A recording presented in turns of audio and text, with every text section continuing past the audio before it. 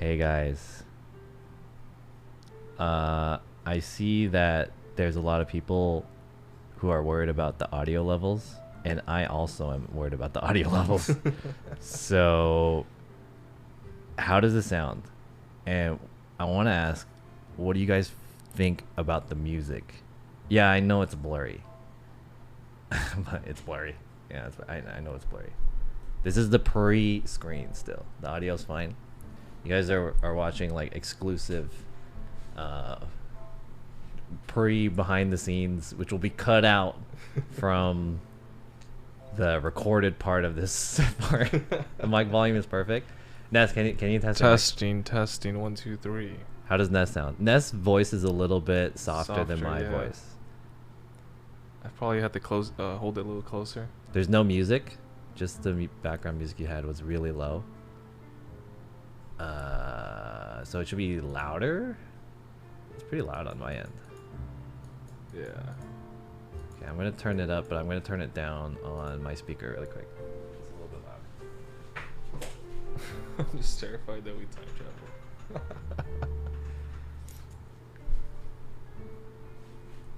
travel. Unblur yourselves. I'm gonna unblur in a bit, but I just want to make sure the audio is fine before we start. How can you guys hear the background music? Is it too low? How's the music? The little jazz. How's the music in comparison to both Ness and I's voice? Because I feel like I need to turn Ness up. Yeah, maybe just a tad bit. It's a nice level background. More Nest, yeah. Probably because I'm looking not directly into the mic. Okay, I can't turn him up more. I'm maxed already. You have to talk louder. I'll just bring it a little bit closer. Maybe I gotta turn myself down. I think like right about there. Okay, test. Is John's mic okay? John's mic is okay? Test. Let me hear if John's mic is okay, say yes. Yes? Okay, how about Test. This is Nest. How is my microphone for Nest? You guys are fine? Okay. Cool. This is live. Cool. So we have to do this live. Alright, we're gonna start. Cool. Alright, how do I start? I think it's this one. Hey guys. Whoa, that was cool, right? Hey guys. Welcome to the first episode of my podcast. This is twitch.tv/JohnSF. And I just wanted to say, welcome everyone. There's an echo. Oh, fuck. We have to do this again. Alright, hold on. Alright, take two. Take two. There's an echo. Alright, hold on.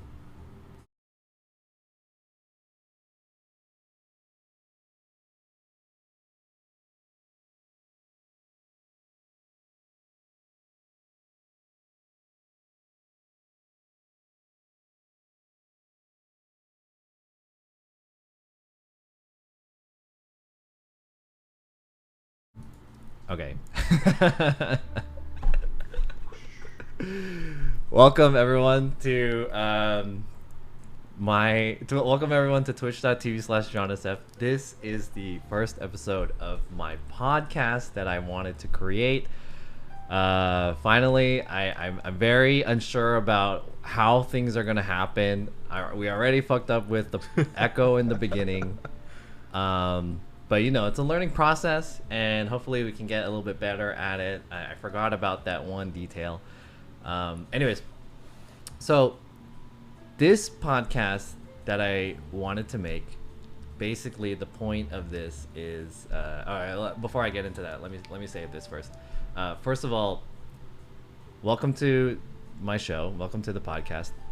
If you're watching this in retrospect, this is being live streamed on twitch.tv/JohnSF. I'm planning to syndicate the content into other platforms, probably like TikTok or YouTube or Apple Music or whatever the podcasts are on in the future. But we're trying to just bang this out and see how this works. the whole theme and topic of this podcast is basically I'm inviting other creators, specifically Twitch streamers and more specifically IRL streamers in the beginning. However, I'm gonna get a little bit more broad later on because I'll probably run out of guests after a while.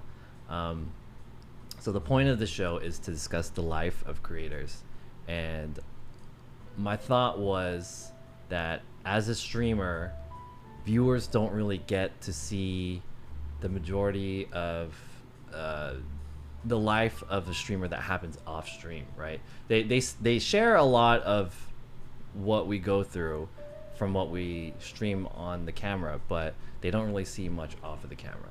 And I feel like a lot of people get kind of like the wrong idea of what creators go through, because I get a lot of people that come into my chat that say like, oh, I thought all streamers were getting a ton of money or something like that. So I feel like you guys don't really realize the downsides of being a streamer, which it's not all fun and games, which being a streamer is. And I don't want to make it sound like being a streamer sucks, but I just kind of want to be realistic about what being a streamer is.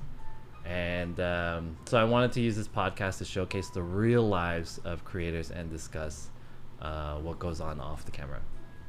And hopefully this paints a fuller picture of us as creators and inspire and educate the people who want to do the same things that we do. So I have the live chat going on right now. You guys can see it. I'll put this up over here. So we have the live chat going on. I due to the nature of this content, I can't really go into the chat as much as I usually do for a normal stream, because this is basically going to be a discussion between myself and my guest here. But every once in a while, I'll probably look into the chat and pull out some questions. However, if you guys really want your question to come through, every once in a while, I will go into the donations or the subs, and when you put a message there, I'll go through the messages that go through there if they're good. if they're just some shitty thing, then maybe I won't. Actually, let me mute the alerts. I forgot to do that. Before I do that, let me introduce my guest. This is twitch.tv/NEZST. Twitch.tv/NEZ. And then so he's fortunately our first guest, which is really it's an honor. It's an honor. Yes, sir. Let me mute this really quick. Greetings. I'm that guy Nest. NEZST, like a bird's nest. Hello. I had Thai food earlier today, yes. So my stomach, it's very content.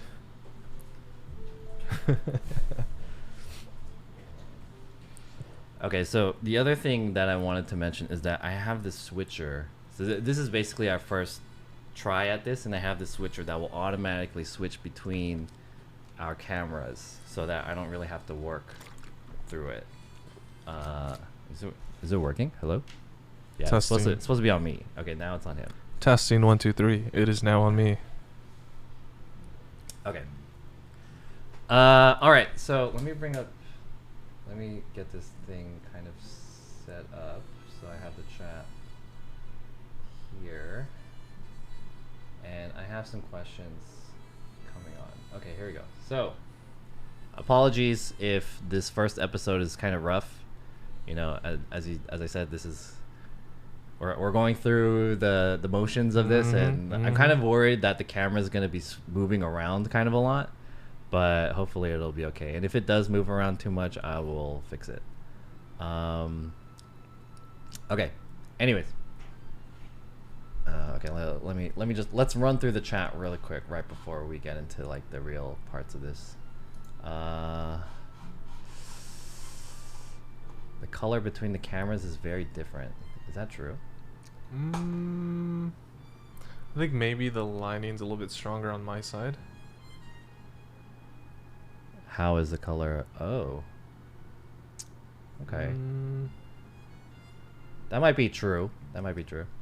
That's okay. Fuck it. We already set it up. It's not a big deal. I'll fix it It's all later. good. Fix it in post. I'm not gonna fix it in post. The whole thing about this is there's no post. It's raw, unscripted. This is just Maybe there might be some cut editing, but I don't want to do any like heavy editing with this. This is Yeah. the whole point of this podcast is that this is a live podcast, live as hell, right?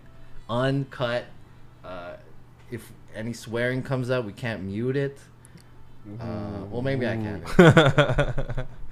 I have to consider the monetization on YouTube. Okay, let's get into it. So I have my first guest here. This is twitch.tv/NEZST. So Nest, welcome to the stream. Yes, thank you for having me.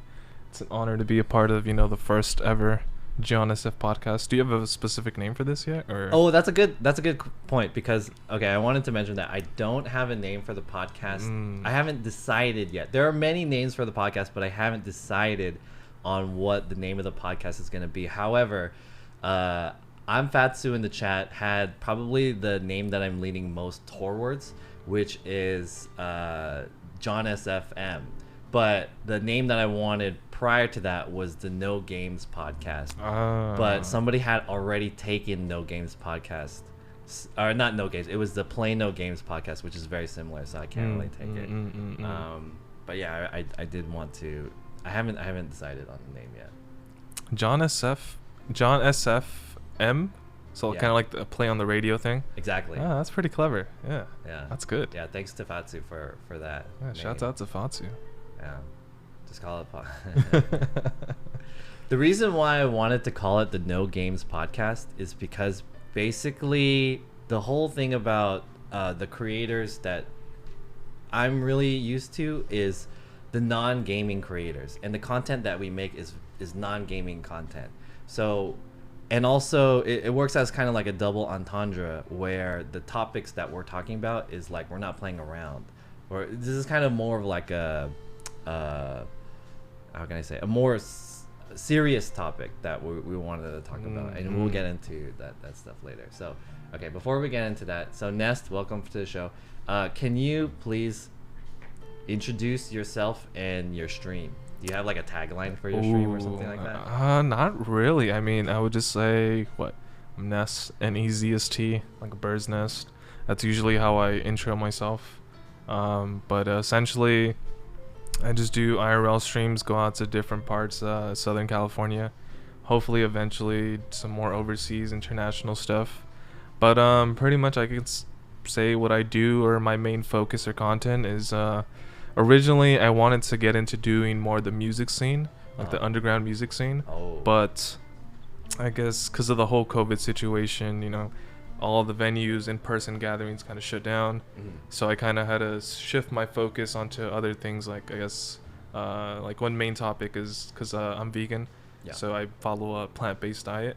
So I just decided to showcase that kind of part of my life, and just kind of spiraled from there, just more showing off things I like to personally do, from I guess streetwear, like lifestyle kind of things.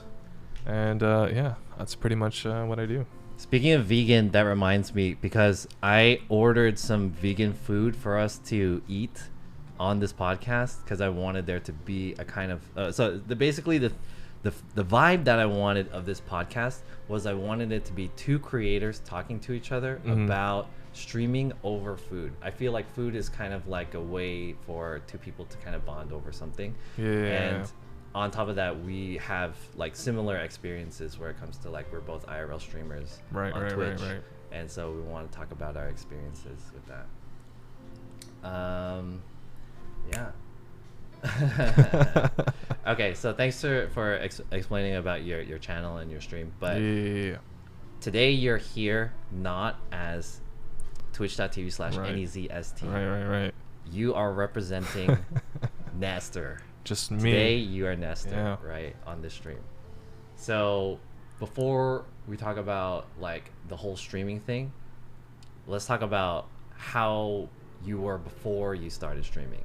So can Gotcha. you explain kind of like your life before you guys streaming? Like, were you born here in Southern California? Los Yes, Angeles? born and raised. Born and raised? So I guess we can just give like a general intro to just my upbringing. Yeah. Is that what you're kind of asking? So I was born in West Covina. Lived there till I was like 4-ish, 5-ish. By the way, And don't then- feel pressured to reveal information. Right. that you wanna No, reveal. not at all. Whatever you can talk about. Feel free to talk about that. Yeah. But I think it'll give a good like insight to like my background. Okay. And then afterwards moved to Compton at like around that 4 or 5 age. Just grew up there, still living there currently now. And yeah, I think just being raised in that kind of gritty environment definitely helped mold and shape to like who I am today. Well, what does that mean? Like, what parts What does that of mean? what parts of your Well- childhood that grew up kind of are the most influential to how you are now? Okay. Well, I mean, like, I think my mom told me like the first weekend we moved in there. What's it called? There was like some helicopter chase going around, Yeah. and they literally like came through my backyard, and they were like flashing the helicopter light there for a while. So I mean, it was just it's a little tough coming up. I mean, I never really had the chance to go out and do stuff because obviously it's like, oh, it's Compton outside. You can't really be mingling Yeah. out in the streets, right? Would So you say Compton is like a dangerous area? As dangerous as the reputation is of Compton. back in the day, yeah. Like maybe towards the ends of the 2000s, it started kind of improving. But back then, yeah, it was pretty sketch. Yeah, I mean, for example, growing up, I'm not gonna dox anyone or anything. I'm not a snitch. Snitches get stitches. But yeah, one of my neighbors used to slang a little thing called angel dust. Okay. Yeah, a lot of paraphernalia, and they eventually got raided at like randomly one night. I was literally sleeping in the living room, and I heard like a bunch of footsteps and whatnot, and then I saw some lights coming through my window, and then I take a look, and I see like a whole bunch of like FBI SWAT just like outside, like literally right next to my window. It was like insane. Yeah. How many of them? I mean, I want to say maybe like 20. Like all like armored up and everything. Like it was just nuts. So yeah. I mean that I think definitely you know, the fact that I was never really able to go out and explore definitely like kind of pushed me into doing IRL streaming, because like definitely now like I'm exploring finally like the city like where I kind of grew up in like 20 years later. Got it. Interesting. So you mentioned earlier that you said kind of you wanted to cover music and underground music. So Right. would you say like underground music was like a huge influential part of your upbringing, and that's why you wanted to bring that into streaming or something like that? Definitely. So what was your involvement with underground live Yeah. music? Yeah. So around high school, I want to say like maybe junior year-ish or sophomore year-ish, I got into like the whole SoundCloud scene and all that, like No, me too. DIY, making your own music and Right. beats. Then I came across Little B, and I was like, wow, this is like pretty a wild, eccentric guy. But at the same time, I was like, wow, he's really just willing to be himself and just be himself. Like there's no facade or anything, and I really like just love that rawness about him, and it kind of like motivated me, like, let me give this like a try. So I started like trying to make beats. They were terrible, and but through that, like I guess I started making friends online through SoundCloud, like different people I constantly would talk with and whatnot, group chats. And then through that, you know, I started going to shows. I would meet people from SoundCloud there, and I was like, wow, this is like pretty awesome to, you know, make these online connections in person. I'm louder. John, we can't hear you. I'm not really saying anything. I'm just saying. Okay, I'm just making sure that the audio is okay. Are we okay, chat? Are we okay? Or maybe because I'm getting like really close. Yeah, maybe. Yeah. Maybe Ness was kind of soft in the beginning, but then now he's getting excited. Yeah, I'm So getting his too voice comfortable. his voice is getting higher and higher. I'm getting too comfortable now. So just a touch quieter than Ness. Okay, let me know if this is okay. You're Yeah, fine, but I think it was that's just it's me. louder. Okay, Yeah, it was just I'm me. gonna turn him down a little bit. All right. Yeah, one of the issues is trying to Figure this get the audio. leveling correctly. Yeah. If we were in like a normal studio or something like that, we would have an engineer live setting us correct. But True. I'm the only engineer here. One Yeah. man show. Yeah, I'm the only engineer here. The lighting looks like. Thank you guys. Okay. Anyways. But yeah, back to that. So like going to these like kind of underground shows, making these connections, and then on top of that, finally me going out and like exploring the city environment. That kind of sparked my interest into like the whole internet scene, and then from there, I came across Ice Poseidon, his YouTube streams, Right. and I was like, oh wow, this guy's like kind of exploring areas that I would like to see. And then after a while of watching him, it was, seeing all the wacky crazy events he would put together, it kind of like drew me more into like, wow, I really want to see more of this kind of content. And then he did the whole RV stuff, introduced other streamers, and I kind of dabbled here and there into that. And that's how I kind of got introduced into the IRL scene. So I guess it kind of does tie into the whole SoundCloud making music because of that whole me diving into the internet. Yeah. So when did you kind of cross between that part where you said you were kind of like in the SoundCloud making music phase, and then you discovered IRL streaming through Ice Poseidon? You said on the when he was doing YouTube live streams, right? Yeah. So at that time, was that after he switched over to YouTube, or? Yeah, I think that was after the band. Okay, so that was like, or honestly, it might have been just like he probably was still streaming on Twitch. So how did you? It might have been like VODs that I watched that got uploaded into YouTube, that kind of thing. So how did you find that? Do you remember? You don't remember? No, I don't remember. I just came up with my Okay. recommendations, and just the rest is history. What interested you so much about that? I just liked how I guess him also making friends on the internet, meeting them in person, and just kind of seeing that interaction and friendship grow. Yeah. Okay, interesting. Wow. So that's cool. So when you were making when you were in that kind of music beat scene, were you actually making music and stuff, or? Yeah, I was making. I actually did one show, and the only You did show. a show? Yeah, the only show I ever Whoa. did was actually at what's that venue at Anaheim? Oh, It's a small one, Chain Reaction. Chain Reaction, yeah. which is like low key a legendary venue, and It is, yeah. Yeah, and I like got to open up for some guy named Omen 13. Yeah, that was pretty cool. It was a terrible show. Like I was so nervous, like I couldn't even believe like I was like even doing it. It was just apparently it didn't go too bad because I had a friend of mine who's also an artist. He goes by Slater.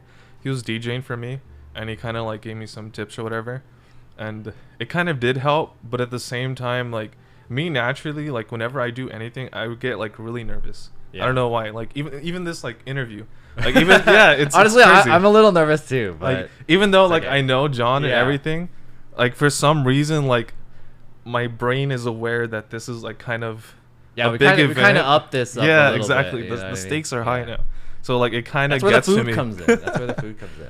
But like I know like once I start doing it, like I get more comfortable, and it just becomes easy at that point. But wait, we kind of dozed off from that. How was that first show? Like, what kind of music were you playing? Was it Oh, like it's like some like weird beats and stuff? Or like? No, I was actually rapping at that point. You were rapping? Yeah. Whoa. Yeah. It's crazy. Damn. But what's it called? Yeah, it's like it was like some kind of weird hip hop, but think of it was kind of like more into like the sesh scene, like Bones, all that, Dylan Ross, what's another couple names I could throw in there? Drip 133, that kind of whole darkish kind of I see. depressed sound kind of thing. Do you have something that you can kind of like show? I on the mean, podcast? if you search out there, you could probably find my SoundCloud. Really? Yeah. Do you want to share it? Or I no? do not. You don't? Okay, let's not. I haven't touched it in like 2-3 years. I don't know how I feel about it anymore. I mean, I don't hate it. I mean, it's a part of what I did. It's cool. Like, I've gone back and listened to it like a year ago or so, but more than anything, like, it's pretty cool whenever I do listen to that old stuff. Like, I can like specifically remember that like time and place where I was at in life. Like, oh, I remember when I made this. I was, going through this, doing this.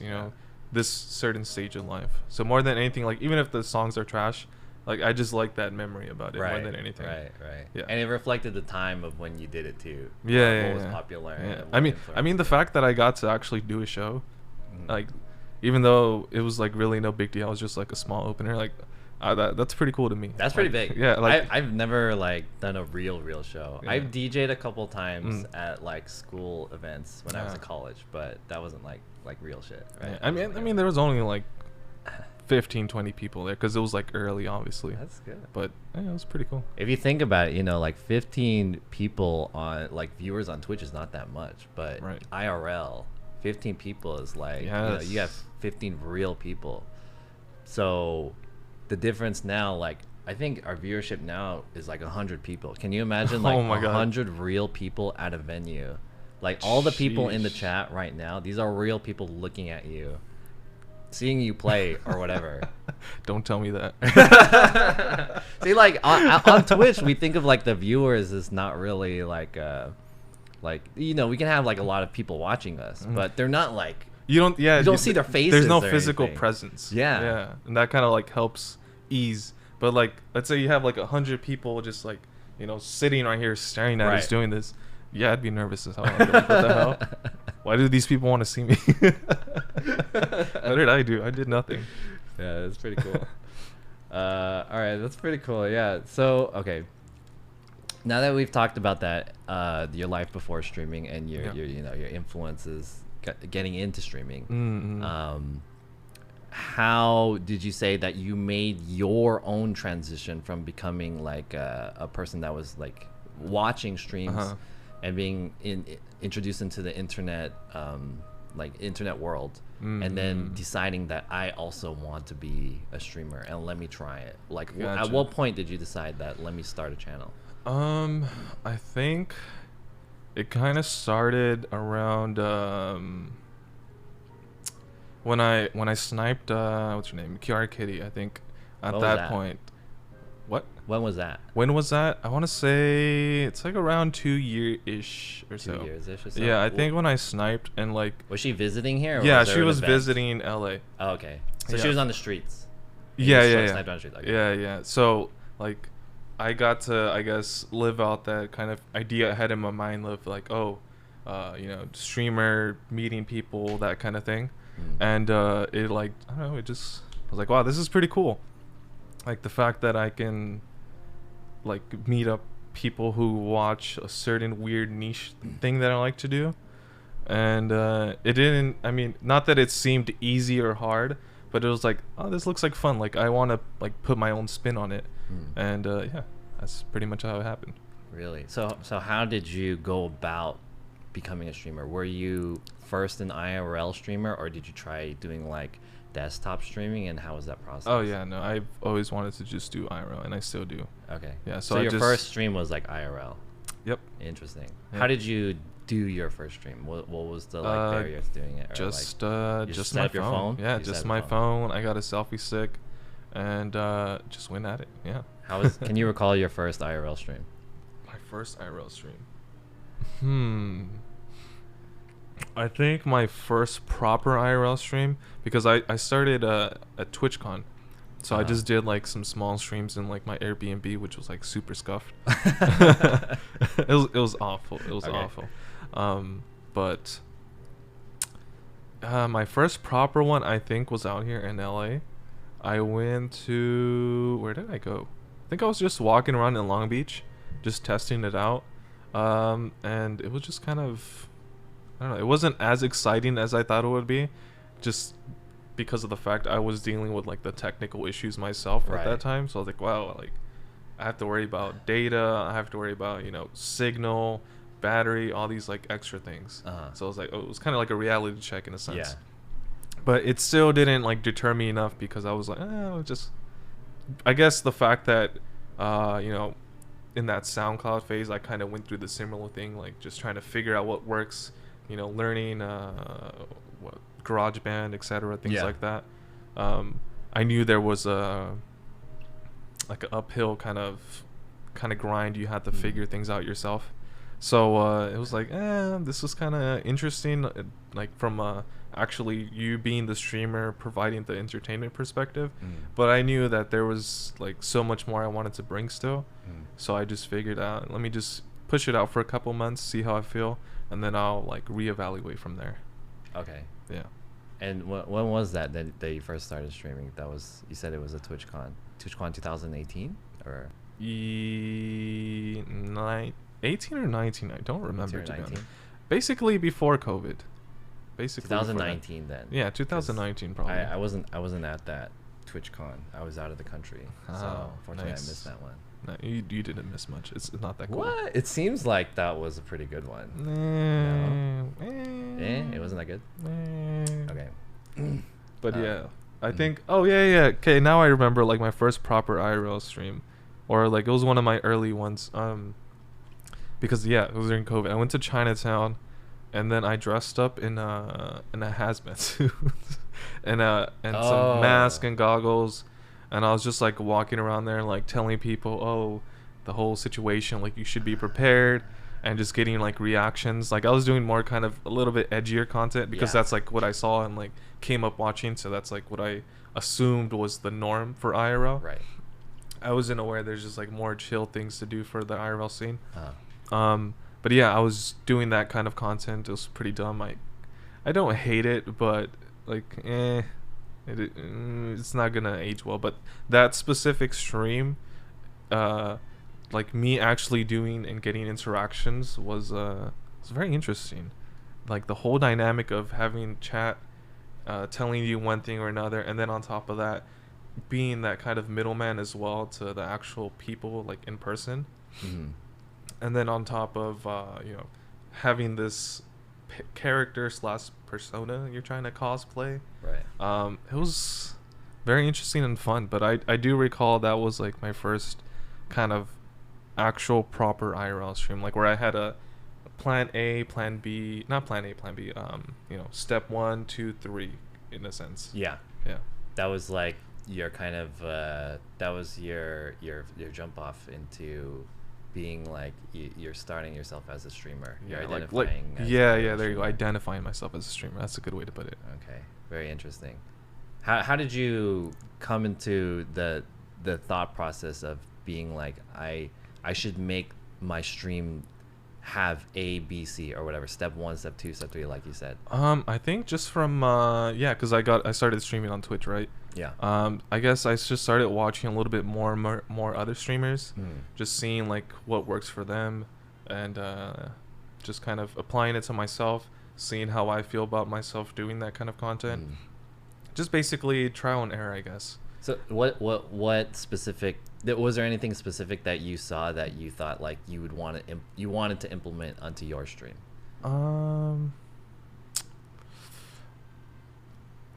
What do you mean by that? Like you said, you watched other people's streams and you saw people do like A, B, and C, or step 1, step 2, step 3, as opposed to, so what I'm trying to get at is that I do watch some streamers, and you can kind of tell the difference between someone who's like a little bit more of a seasoned streamer versus someone who's a little bit more of a newer streamer, where you can kind of see the construction of how the stream is kind of laid out. Yeah. Whereas kind of the newer streamers, they just kind of turn it on and then they just kind of freestyle as they go, and we're gonna do this A, B, and C. But the more seasoned ones kind of figure it out where like we need to find this content, this is the content that we're gonna do, and this is the content plan that I have laid out for the stream, right? So was there kind of like a something that you saw from someone's stream that specifically inspired you to do something like that? Like you mentioned in your first stream that you wanted to do the hazmat thing. Did you realize that this was like the content that I'm gonna make, like we should make this as a content as opposed to just going out and like doing regular mundane stuff? You want to actually create something. Yeah. I don't know, because I guess. Okay, I think a good way I can answer that maybe is like seeing someone do approach from getting from here to there and having that path laid out. Probably I'd say maybe Cook Sucks' birthday streams. That's kind of like I guess I can see like, okay, he's doing this and like to pay not necessarily homage, but also attract viewers from that certain community to his. And it's like you kind of see, oh, you're thinking to do this in return to get this. Does that make sense? Yeah, there's like a connection. Yeah, right? yeah. And then that kind of started getting like the ball rolling for me, thinking, okay, so I should kind of think ahead of how this can affect this, so I can get this in return.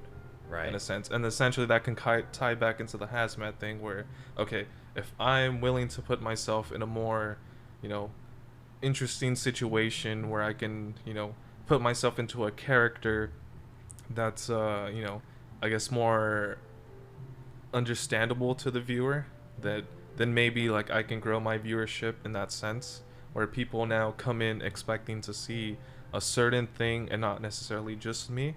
And it just kind of gives me that freedom to, I guess, approach things from a different angle and not have to necessarily worry what I want to personally, damn,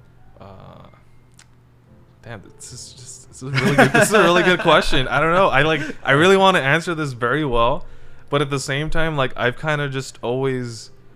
Like I have a general idea of what I want to do, but at the same time I just kind of freestyle it, because I feel in IRL the real gem in it is just the random encounters that you come along. Yeah. And you can't script that. And Right. I mean, you can prepare for it, and that's really all you can do, but like these past 2 weekends this past weekend I had 2 like events I wanted to go to, but they got canceled. So I had just had to improvise on the spot. And sometimes that leads to like, I ran into so and so or something like that. Yeah. Or getting kicked out, yeah. I think that kind of one of the things that is like a thing for streaming, whether it be IRL streaming, specifically IRL streaming, more so, but in general, all of streaming, like game streaming or whatever, the whole thing about streaming is that, in not just streaming, also content creation, VOD, YouTube, whatever. The thing is that as an entertainer, we are here to create a story, and the story has 3 parts. It's the beginning, the climax, and the ending, right? So Right. we're here as like especially in the form of IRL streaming, is that we have to kind of consider how we're going to tell the story between where we are now and what the end point is going to be, right? Yeah. So it can be very small concept, like for like what you said, going in the hazmat suit, and then your goal is like you want to spread knowledge or awareness of COVID or whatever, right? Get people to be a bit more protective about what they want to do. So that's you're here now. Your goal is that you want more people to be more protective. So the whole IRL stream in the middle, the improvisation and all that stuff that happens, that is the storyline. That is what happens in there. So I think that's, yeah, I think that's kind of like, I feel like some streamers, they kind of miss that perspective of like, the reason why people are watching streamers is because they have this story to tell, and this is why they want to do that. Right. So from here to there. And for the record, I was actually serious about the COVID stuff, even though I did it in a joking manner. Like I was actually like, yo, you guys should be very careful, and everybody didn't listen to me. They either laughed, scoffed, or like, oh, that was fairly early in the COVID. I was times, like way right? ahead of it. And actually, I saw like shortly afterwards, like every other streamer was like going out in a hazmat suit with a mask, and I was like, okay, I'm doing something right here. Like, I'm not gonna hate on like that kind of thing. I never found like any point of it like, oh, I did something first. I need credit, kind of thing. But more so, I like to look at it as, yeah, like I said, like, okay, I'm doing something right, because obviously these people who, are at the top level of, I guess, what I would want to achieve or something like that, they're doing the same thing. Yeah. Okay. Cool. I have a little update. Thanks for saying that. Should have asked you that question. You answered it like perfectly. Really? Okay, wait. Let's take a Intermission. 1 second. I need to say something. So basically, I ordered food for us to eat and to talk over the food. I just found out that the order was canceled. So, Oh, that's funny. so what time is it now? It's like 7:30 maybe. it's almost 8. We literally spent like 30 minutes trying to order, only for it to Yeah. get canceled. Is it worth it to try and order it again, or should I just? What do you think, Ness? Should I, I think order we'll again? just have to call it a mulligan. Should I pass on ordering it again? Yeah, I mean, if they canceled it, they'll probably cancel it again. They probably have like too many orders. And they're like, too late. It's Sunday. We're trying to do. No, what usually happens is that the delivery guy will see the order and then they'll pick it up, but then they'll decide later that it's not worth it for them, so then they'll like cancel it. Call another spot. Also, the other thing is Ness is vegan, so I guess I just wanted to mention this. So like part of there's two things about this podcast, well maybe three. One is that I wanted to talk about streaming, first of all. Secondly, I wanted to make this like a produced kind of like, with the camera switching and stuff. I noticed people are talking about the camera switching, and I apologize if the camera switching is a little too fast or if it gets a little annoying. We're figuring it out. Yeah, we'll figure it out. Figuring it out. And three, to kind of ease the tension between this, I wanted this to be over food. To have that kind of mukbang feeling that two people are talking to each other. We're like having a meal together. And some people are asking, are you controlling it with your toes? No, it's an automatic volume-based switcher. So the louder that I talk and the louder that he talks, it'll switch in between the two. So yeah. Anyway, so I just wanted to mention that. Yeah, but okay. for the record, I am not a professional streamer. He's not I a just do professional this streamer. for fun on the weekends. Okay, I want. Don't take advice from me. Take advice from this guy. This guy, he knows all the stuff. I just do this shit for fun. Oh. Since we No. No, go ahead. since we intermissioned between that, I just wanted to say really quick thanks everyone for the follows. And also we had a raid from Cook Sucks for 9 viewers. Whoa. Offline raid. Thank you for Cook Sucks. Whoa. And thanks everyone for being in this stream. Again, I'm here with twitch.tv/NEZST. Hello. We are talking about the life of streamers, and if you guys have any interest, if you guys have any burning questions that you guys want to ask, we can't really check the chat very often, but if you guys donate and leave a message, I will read the messages in between the segments. And also my phone's dying. No, I think this has been pretty cool. Yeah, it's pretty cool. I think everybody's loving it. Seems like the feedback's very positive. Yeah. Okay, I don't know where the charger is. Shouts out everybody in this this guy. first, exclusive podcast. Okay. You were the first ones here. Shouts out to all y'all. Oh. Milky Puff with a party of 3. I do have bananas. Do you want more water, Ness? You want Yes, another water? please. I'll grab another water. So you We'll could just tell take how like- nervous I was. I literally drank all my water. Because I've actually found there's like a theater trick. Apparently, if you like hold something in your hand, if you feel you're nervous, it works. Like it helps you calm down. And it actually does kind of work. And like for me, I like to hold something or drink water. Because I feel like I get nervous and then like my throat like really constricts. So yeah. Milky Raid. No wonder all the rappers chew. Plastic isn't vegan. See, this is why we're not reading the chat. Because of this. Okay, I have bananas. you want a banana. Oh my goodness. I love the fancy tray here. Let's partake in some bananas really quick. Ooh. Law and Order. Yeah, I wanted this to kind of feel like an interrogation, but it's not dark enough. So I can't, like, the light outside is still pretty bright, but I did kind of want this to feel like an interrogation. I'm gonna eat a banana too, actually. Wait, how do you peel your banana? I was like this. Do you peel the bottom or the top? The top. How do you peel the bottom? You gotta eat it like the monkeys. Do you peel it differently than I peel it? Yeah. You gotta do it like the monkeys. You like squish it. You squish it, and then, boom. And then you have the more firm bottom part to like firmly grasp on. Yeah, you gotta learn from our primate brothers. The banana fell down. Yeah, but I don't know how I feel about like the little black stuff on top. I mean, I don't think it's poisonous or anything, but it just feels kind of sus. Okay, I was expecting to eat something, so I'm a little hungry. That's why this is the only food that I have is just banana. Okay. Sorry, let's just enjoy this banana real quick before we get back into conversation. Can you guys stop talking about me? Makes me nervous. Let me enjoy my.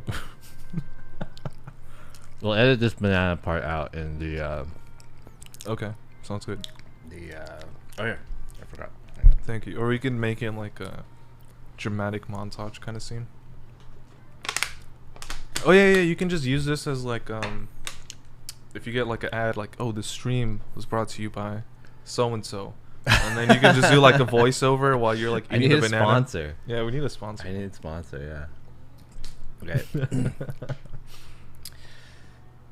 Yo, CM, thank you for the one-man host. Every one-man host counts. You eat that banana like a coconut? How do you eat a coconut? Just break it, right? Yeah, I mean, don't you just like cut the coconut open and then you use a spoon or something and then you drink the milk inside? Yeah. It's kind of weird. Yo, DJ, the one-man host. Every one-man host counts. Thank you. Thank you guys for hosting the podcast.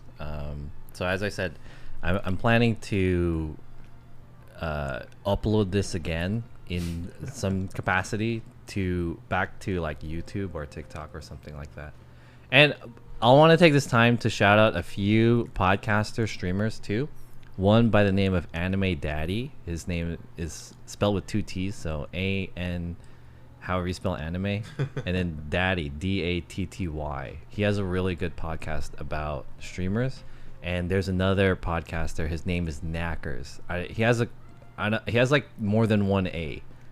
I want to say it's 3 A's. I don't remember. Yeah, but his name is Knackers, and he has a really good podcast too. Yeah, I'll probably upload it on TikTok or something like that. So yeah, we're just taking this time to kind of like untense ourselves. So this was supposed to be the food part of the stream. The stream is brought to you by Chiquita Bananas. The food was supposed to arrive now. It was supposed to arrive at 8, and then I didn't realize it was canceled. These are good bananas, though. Yeah. Good bananas. I'll make sure to buy the food ahead of time. Yo, CM, you better watch yourself, buddy. Okay, let's put this bananas out of the way. Do you want another banana? No, I'm good. We're good. Let's take it out of the way. Putting their names on screen would be helpful. Debatable. Oops. Yeah, it's in the title, so it's fine. We need to label these out too. So that we're not sponsored by whatever the brand of water Kroger. is. Kroger's water brand. We need Thank to get you for Kroger's. It was a 3-pack for $11 at Food for Less. We gotta get some black marker or something, black tape. Actually, let me get another water bottle just in case for later. Stream brought to you by Ross. No, I'm not a huge fan of Ross anymore. I used to be, but Did y'all eat the bananas? I ate a banana, yes. Can you guys... Oh my goodness. Of course, the one and only.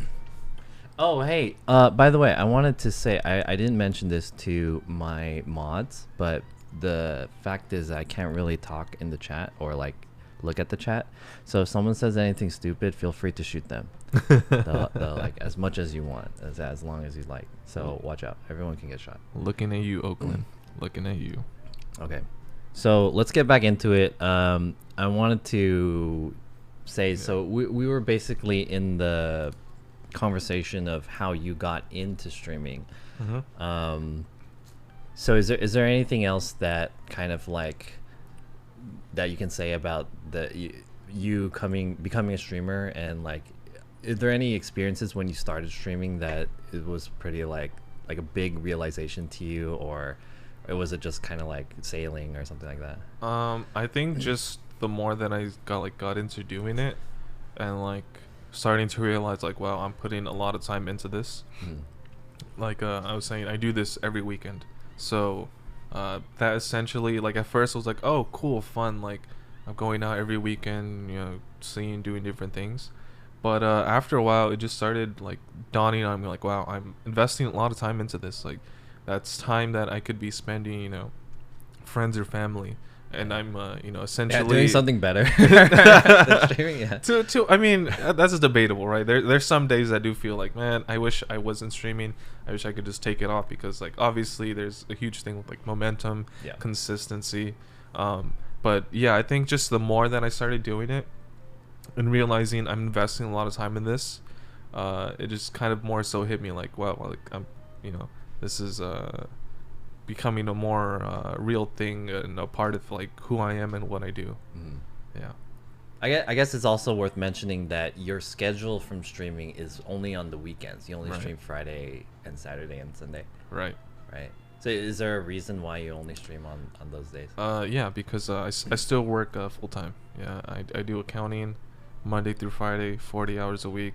So really the only time I get to stream is on the weekends. I mean, I could try to push out like a stream during the week, but honestly, like I just feel I wouldn't be able to give like, you know, like my best effort. Right. Because, you know, coming off work, I would essentially just, you know, grab my stuff, head out, and then obviously LA traffic is horrible. So I wouldn't really be able to get out here till maybe, you know, later in the afternoon, like 7, and then that really only gives me like what, 7 to 10 o'clock, 3-hour slot to make content, like stream, if there's even anything to do.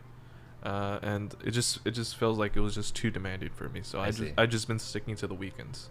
So would you say that having that schedule of being only kind of, I don't want to say restricted, but like limited to streaming on the weekends helped you keep streaming, or is it like does it hinder you to continue to keep streaming?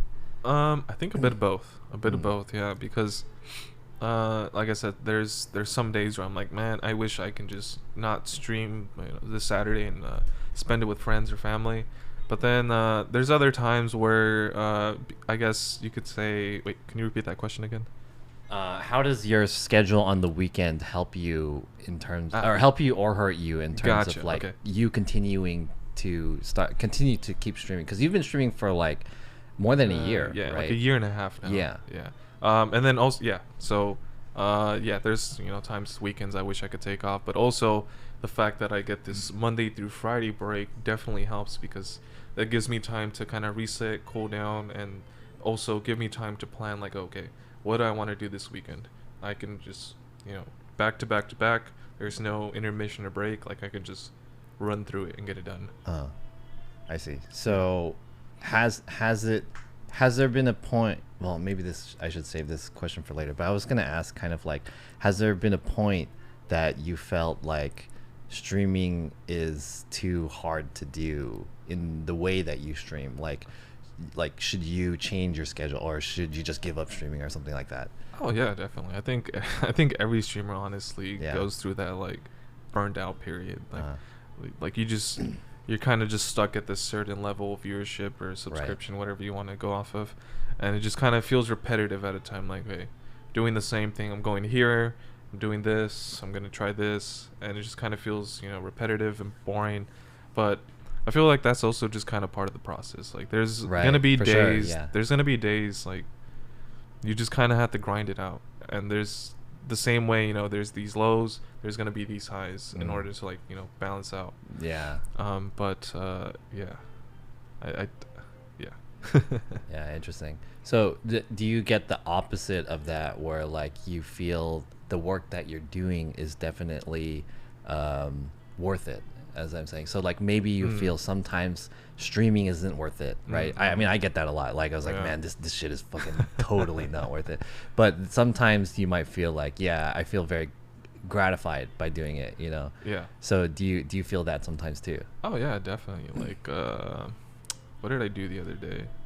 Or yeah, I mean, I would say like whenever I have like one of these interesting interactions, like earlier today, I was trying to find parking, and it took me a while. I finally did. I went to do whatever I wanted to do, and I was eating at this Thai food place, and I guess the owner, the lady that runs the shop, she saw I was streaming whatever, and she was like really cool, nice about it. And afterwards, she was like, "Oh, it's free. Like you can have it." What? Yeah, and I Free was like, food? Yeah, and I was like, "Wait, what? Like, what did I do? I just came here and I ate, like, and just like filmed myself. Like, what? It's crazy, right? Free food, Damn. right? And there's moments like that. And then also like shortly afterwards, I'm trying to leave. I'm about to leave, and then there's like this couple with like a bunch of bags and groceries and food and stuff, and I guess they got dropped off, and I was like, my car was parked right in front of them, and they're like, "Oh, are you leaving?" And I was like, "Yeah." And I was like, "Oh," they were telling me, "Oh, can I have your parking spot?" Because you know, we just came in, like my son just moved here, we just flew in, and we came to like surprise him, and like they were literally right in front of his complex, and I was gonna essentially, you know, give them the perfect spot for everything to, you know, help them out for that reunion. So like things like that definitely like makes it feel worth it to me, like that I can play a part in making someone's day, essentially. Damn, that's so weird. Did they tell you that whole story? Yeah, and Why? that's another thing. Yeah, like like what? Like don't need to disclose all that stuff. Like, it's like, right? that's Like you- why are people telling and like sharing me with this? Like it's interesting, but like if I wasn't streaming, like there's like no way this would have happened. Like if I just went to go eat at the place like just any regular person, I would have had paid for my food. Or if you know I wasn't streaming and I just, you know, had that interaction, they wouldn't have like tried to like chat with me and, you know, Yeah. dive into that conversation. Like they would have just said, "Oh, can we get a parking spot?" Sure. And then I just get in and leave. But you know, because they see I'm streaming with the camera, like, "Oh, what's the camera?" I explain what I'm doing, and then I have the chat. And I'm like, "Oh, you know, people, I'm streaming. People are telling me so and so," and then it just kind of the conversation just goes from there. Would you say people treat you differently because you're streaming? Oh yeah, 100%. Yeah, without a doubt. I mean, sometimes for the good, sometimes for the worse. But yeah. Well, what in what situations was it for the worst? For the worst. Well, yeah, like this past weekend, I was trying to go to this Young Nudie rap show. Okay. And it was hosted by the All Gas No Brakes guy. Yeah. And I and the promoter or whatever, the people who put on like these shows, I've never had any issues with like prior. Like I've gone, I've filmed and streamed whatever, and like took photos whatever, and I had zero issues. But this time around, I get there, and they're like this group of guys approach me like right when I'm getting in, and they're like, "Oh, no, you can't have any cameras or anything unless with your you know, filming for Media. like somebody whatever." And I'm like the flyer or anything, like there was no mentioning of this. Okay. You know, like I was gonna try to elaborate with them, but then, you know, they like came off like very intimidating. Like you can just you can get that vibe from people sometimes. Yeah. Like they're just not gonna put up with it just because you have a camera. Right. And yeah, so I couldn't get in, and I just decided, you know, I'm just gonna leave, and I just dipped. That's true. Sometimes I in person, when they see the camera and everything, some people get kind of defensive because they're like, "Why do you have a camera?" And especially it kind of depends on where you are. I feel like LA is this particular spot because there are parts of LA where people definitely are like, you know, I don't want to be on camera for whatever reason. Right. And then you think to yourself, like, why don't you want to be on camera? Like, are you a felon or something? And you're trying to hide from the police or some shit. And then there's other people who are like, they see that you're doing this camera thing, and then they'll like come up to you, and then they'll be like, oh, let me shout out my Instagram, like follow me, like blah blah blah. Because I feel like I don't know if it's like a LA thing that because people feel like they want to be in the spotlight or whatever. Yeah. I think so to an extent. Yeah. And there's also the people who just like, because they see you have a camera and everything, they kind of just want to like mess with you and provoke you just to like, I don't know, get it on it doesn't really make any sense, but I guess that's just kind of like the culture now with the whole like everyone wanting to be an influencer or like a video creator. Right. And I guess that's another reason why I personally think that people aren't too fond of cameras, because they think, oh, this guy's gonna try to come in here and like mess with us or something like that. Yeah. Interesting. Okay. Let me get a question from the chat because I saw it in the chat.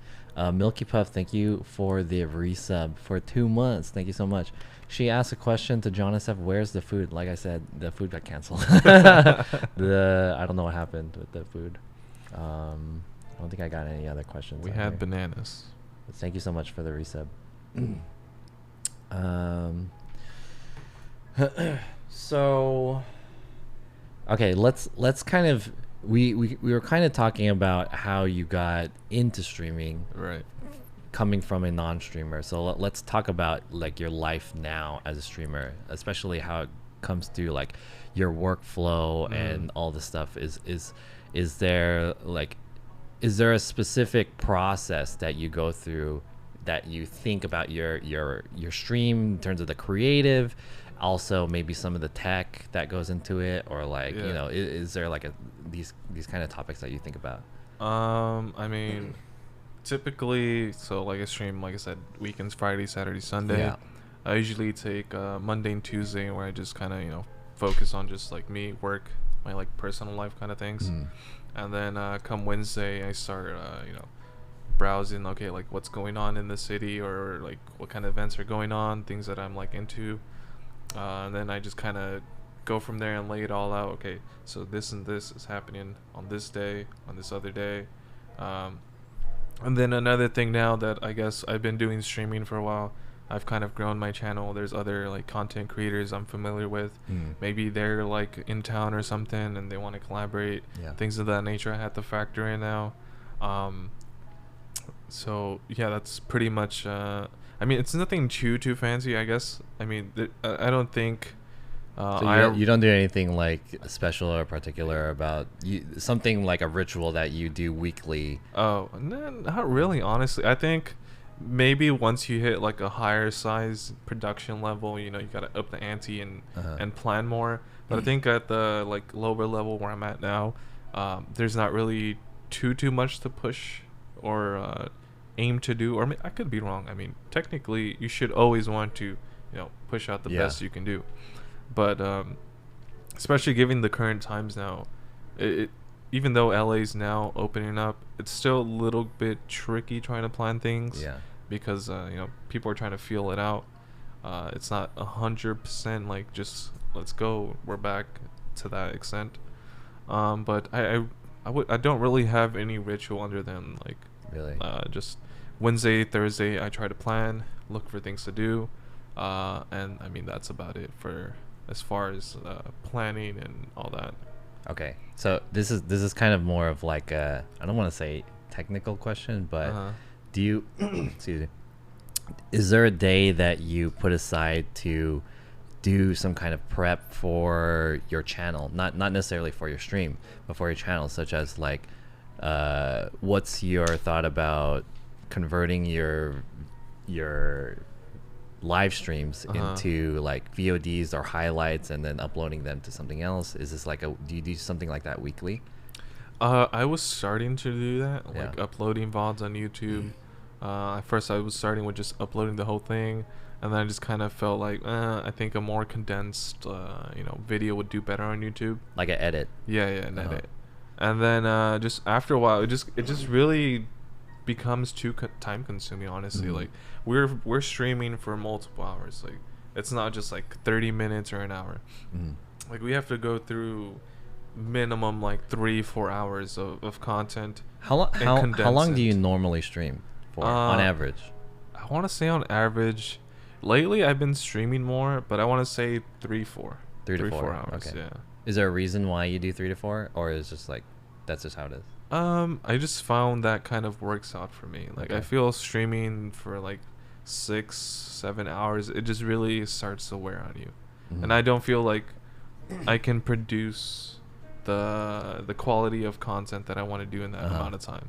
Like maybe if I'm, in a different city and like, different environment kind Yeah. of thing, I can see how that works, but I just feel like the typical viewer is not going to stick around a full, 8-hour work Right. shift watching stream. Do you pay attention to your analytics at all? Not really, no. Not really. I kind of did at the beginning, Uh-huh. but I just found that like it just was too stressful, and like I found like having like go like, oh, let me see how I'm doing, compare, go back and forth, and I just found it just wasn't worth it. So now I'm just like, I just stream.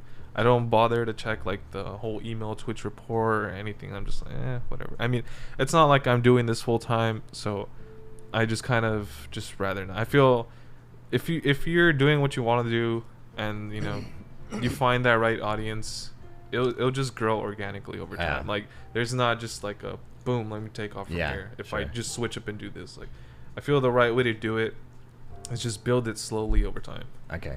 Yeah. I guess I just wanted to say that I agree with you on that, where as a creator, if you pay attention to the analytics too much, Yeah. it kind of gets in your head, Yeah, where, yeah, yeah. where you're like looking at the numbers. I remember there was a point last year where I was really close to getting partner. Mhm. So at the end of every stream, I would see like my number, my viewership, like at the end of the stream, just Yeah. make sure it was like 75 average the whole stream. And if it wasn't like 75 average, I would be pissed, right? I'd be Yeah. like, fuck, like I just wasted a day of streaming or something like that.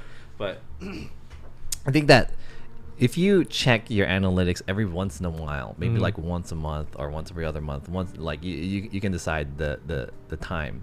Yeah. The thing that I wanted to mention, since you said you basically stream from 3 to 4 hours, which is what I do too. Mm. From what I understand is that there's like a rule of like a diminishing return. Mm, So the mm, longer that you stream, let's say you stream 1 hour, right? mhm. 1 hour is not long enough to build your. So the way it works is like there's like a curve, Right.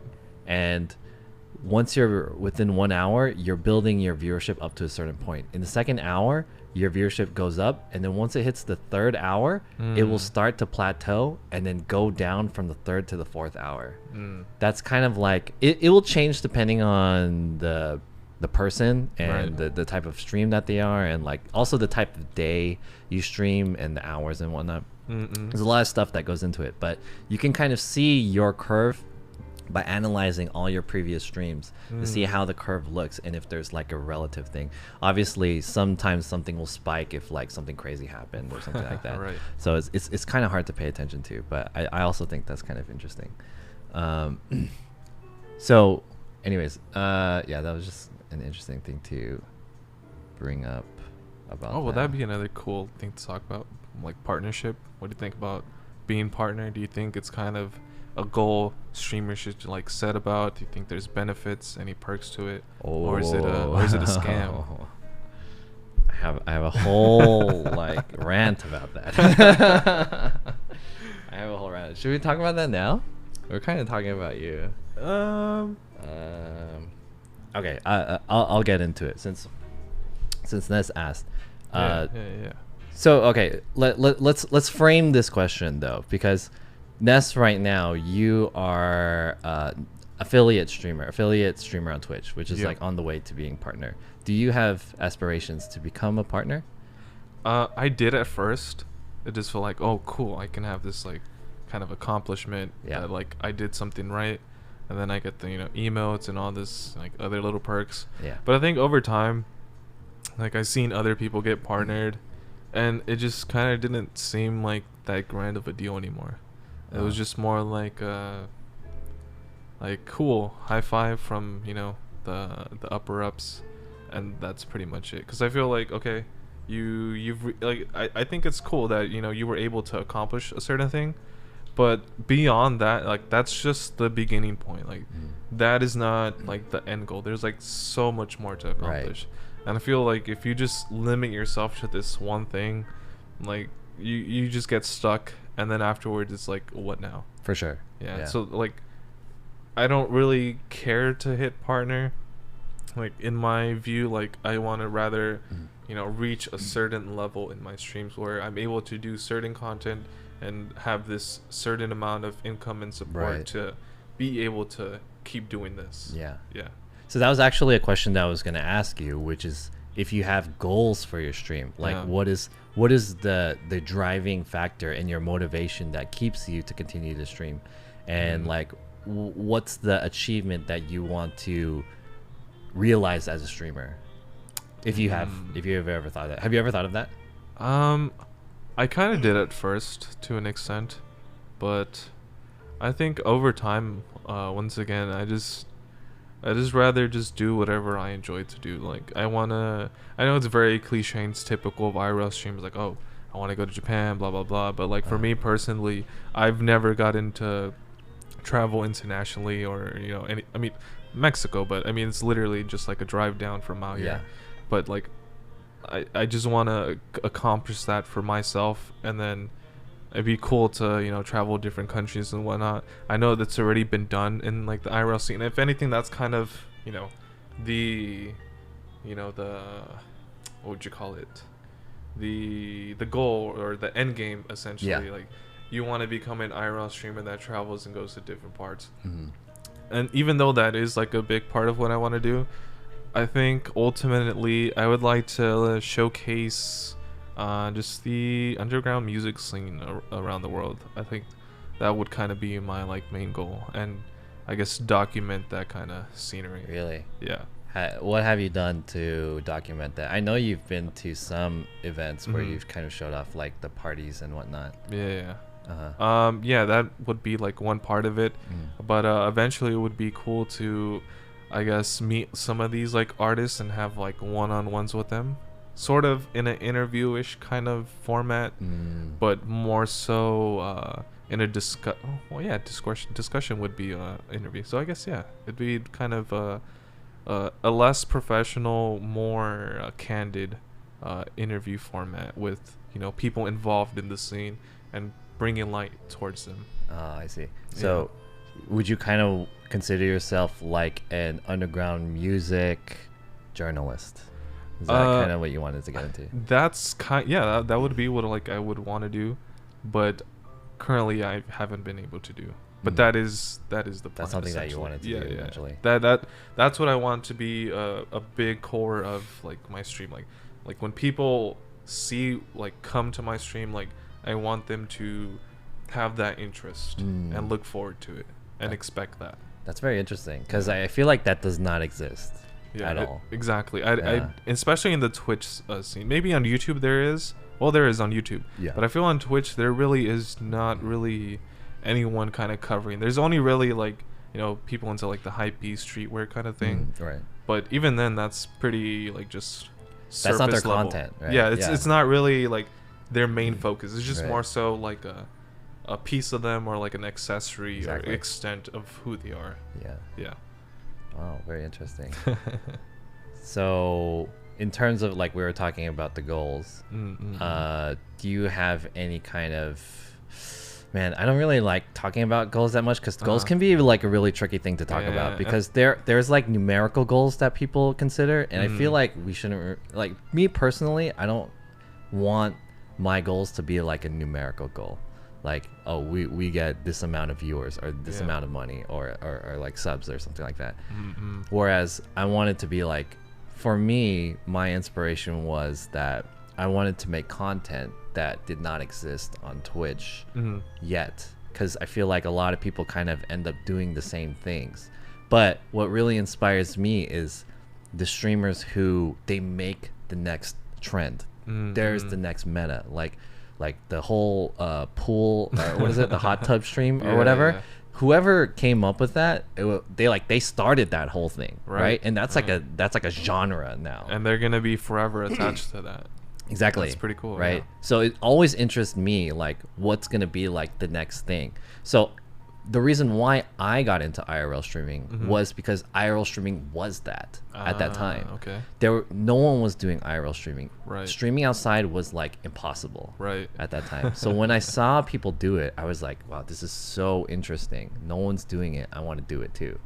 So I learned all these things, how to do it, and then I got the backpack and all that stuff, and got really into doing IRL streaming. And then, but the more you do it, the more jaded you become because of how difficult and how hard it is, and you think to yourself like, man, is this worth it or not? And then you get into like the other things where, you know, I'm not reaching my goals or whatever, or something like that. So then you have to kind of scale back, and you have to think about like, why am I doing this again in the first place? So this is kind of the reason why I started this podcast to begin with, was because I felt like this content didn't exist on Twitch, and it was very interesting to me to make it. Farting ASMR stream, yeah.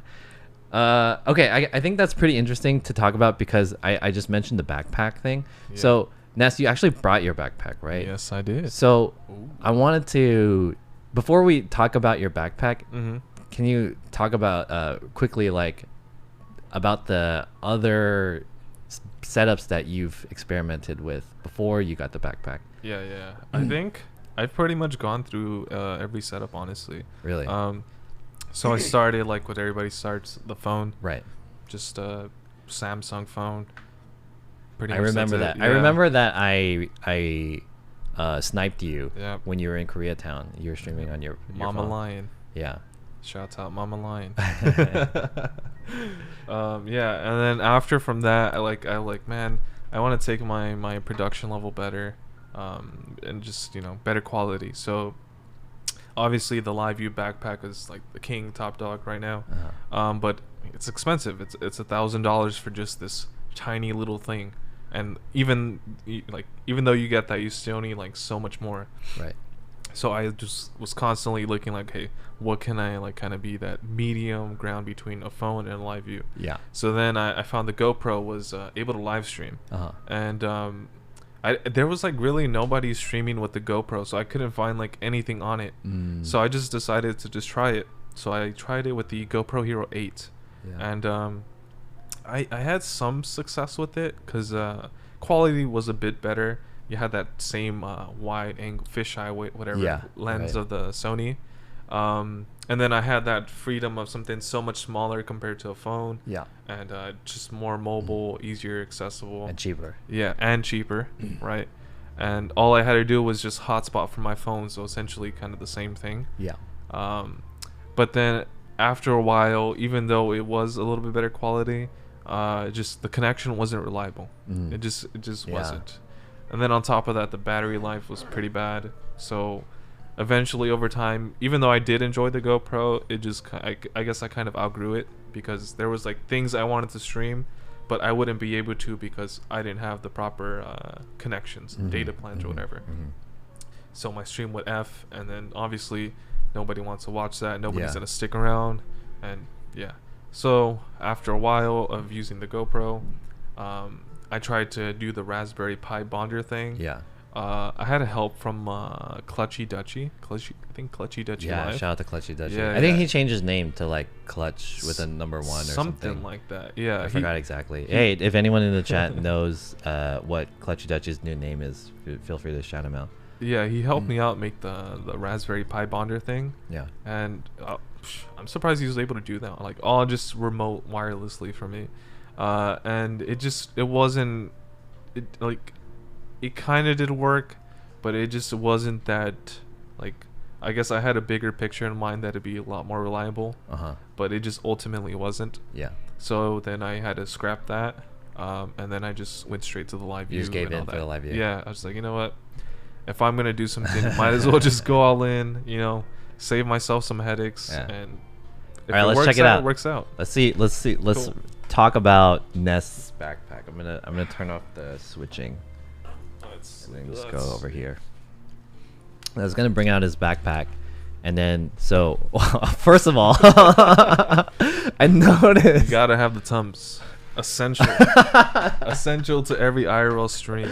All right, this is the part of the stream where I don't know if you guys ever see these like video right these here. studio tours or video like YouTube video tours or something like that of people's rooms, so you kind of get to see what their like work life is. So this is kind of like the equivalent to that. So walk us through your backpack and look at this backpack. This is a Nike backpack too. It's a mesh backpack. This Wow. is I just have this little pin over here for right now. But yeah, so this is a really Nike Brasilia mesh backpack. I'll put It's it on all over mesh, so that way you know, max breathability. Then we have the Tums. in Why the do you have front. Tums? You need Tums. You never know. You know, Do if you always go- carry that? Sometimes. There's Because a you lot never know. of Tums. You never know. You know, you eat something or Not even like the heartburns. small box of Tums. Well, I mean, just have a bunch. That's yeah. not even Tums. That's like. It's the bootleg version. it's the bootleg 7-Eleven version. It's to save money. It's the same thing. It's the same thing. Why are you gonna Alright. pay more just because it says Tums on it? Okay. All right, so we got that. And then another thing that's essential: hand sanitizer. You gotta have this, especially. Okay. like Yeah. today's That's pretty setting. important these days. Yeah. Yeah. Okay. And then on the side, we have our mount for the selfie stick. Oh, that one is the long one. What do you mean The long one? silencer. Oh, there's a smaller version. There is a smaller version. Yeah. Oh, I might need to get that, but yeah. Okay. Basically, selfie stick, tripod mount. Boom, boom, The sand tree. boom. Nice. Then the little phone mount right here. This Okay. thingy. Boom. Click your phone. And then this is something I got recently. This style of mounting from The Ulanzi. Yeah, Ulanzi. This is the Ulanzi. it's like quick release, quick release thing. mount, Yeah. So there's no light on that side. Try to put that there. Oh, this one doesn't focus either. But I mean, yeah, you guys get the idea. Yeah. Alright, slap this just right there. And then almost done with the exterior of the backpack. Oh, also I have this. I have a flashlight slash. Dang, that's a laser. buff flashlight. Yeah, flashlight. Wow. And It's like a police flashlight. Yeah, it says police on it. Oh, it If you can says see police on yeah, it. it says police on Well, what the hell? it. It used to have an extra feature, but it doesn't work anymore. But there's like a button off and on switch, and you would press this, and it would do like a little light show. But it's not working anymore. I might have to charge it, I think. Is that like one of those taser things? It's a flashlight. It's a flashlight. Okay. It's just in only a case. flashlight. Oh, okay. Alright, so almost done with the Very exterior. fancy flashlight. What's over here? So we have the JBL. I think this is the 3, right? Clip 3. JBL Clip 3. Yeah, right. I just put tape on this because it's orange and I don't like the branding. Mm. And then there's tape on the side because I broke it, and this faceplate keeps falling off.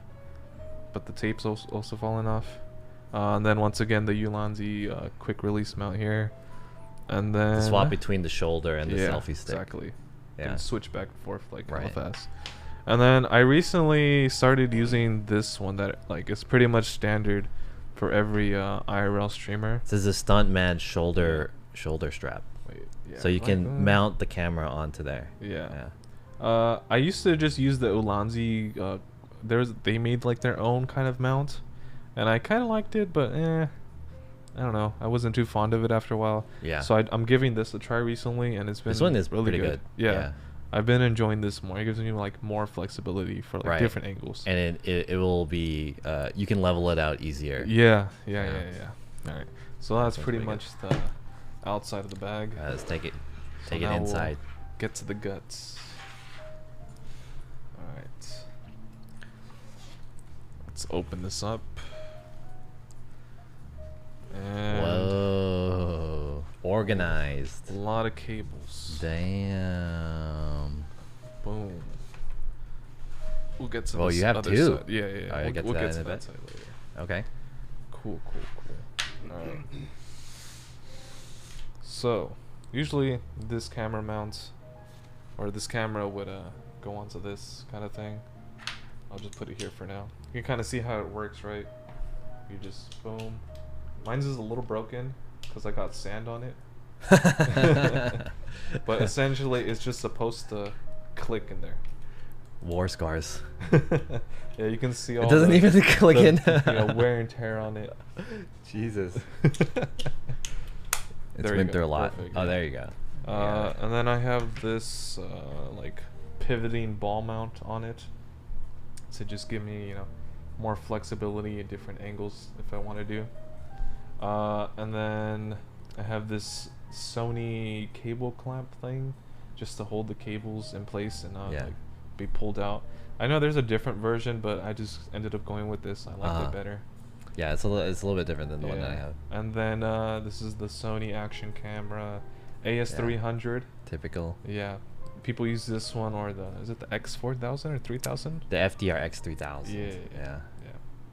And then I got this like custom mount case thing from eBay from like some dude in like Ukraine. Ukraine. Yeah. Yeah. The guy from Ukraine is cool. Yeah, it was like $70 around there. I You kind got of scammed. overpaid, yeah. Yeah. But So- you know, it's a good one. It has like this little wind thing already installed and whatnot. I like it. It's cool. Let me mention something about this thing. So, basically, there's no light here, so that's why it's kind of dark. The light's over on this side, but basically, this is a 3D printed skeleton that goes over it, and it was made by this guy who's in Ukraine, and his store is called Uante, Uante. And he prints it every once in a while, which is why if you go to his website right now, it'll be like sold out. But he's really cool, and every once in a while he'll put it back online. But yeah, so your camera's on. Yeah. Oh, it's on. Yeah. Oh. And then I just kind of glued this like hot shoe mount on the side. Oh, that's very interesting. Yeah, I literally just glued it to the side of it, so I can put like a mic External or like mic. a light or something like that. Ooh. Yeah. And yeah, that's pretty much it for the camera side of things. I'll just mount this over. Oh, it's already mounted. Put that to the side. Cool. Then we get to the brains and guts and all that good stuff for the live view. Ooh, this looks nice.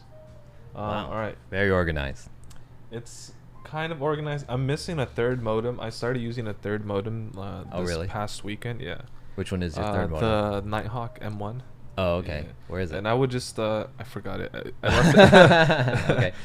This is one part about IRL stream. You gotta you charge everything afterwards, and then you forget it. Yeah. So it's charging at home right now. I forgot to. It happens. It happens. That's funny to me because I forget that shit all the time.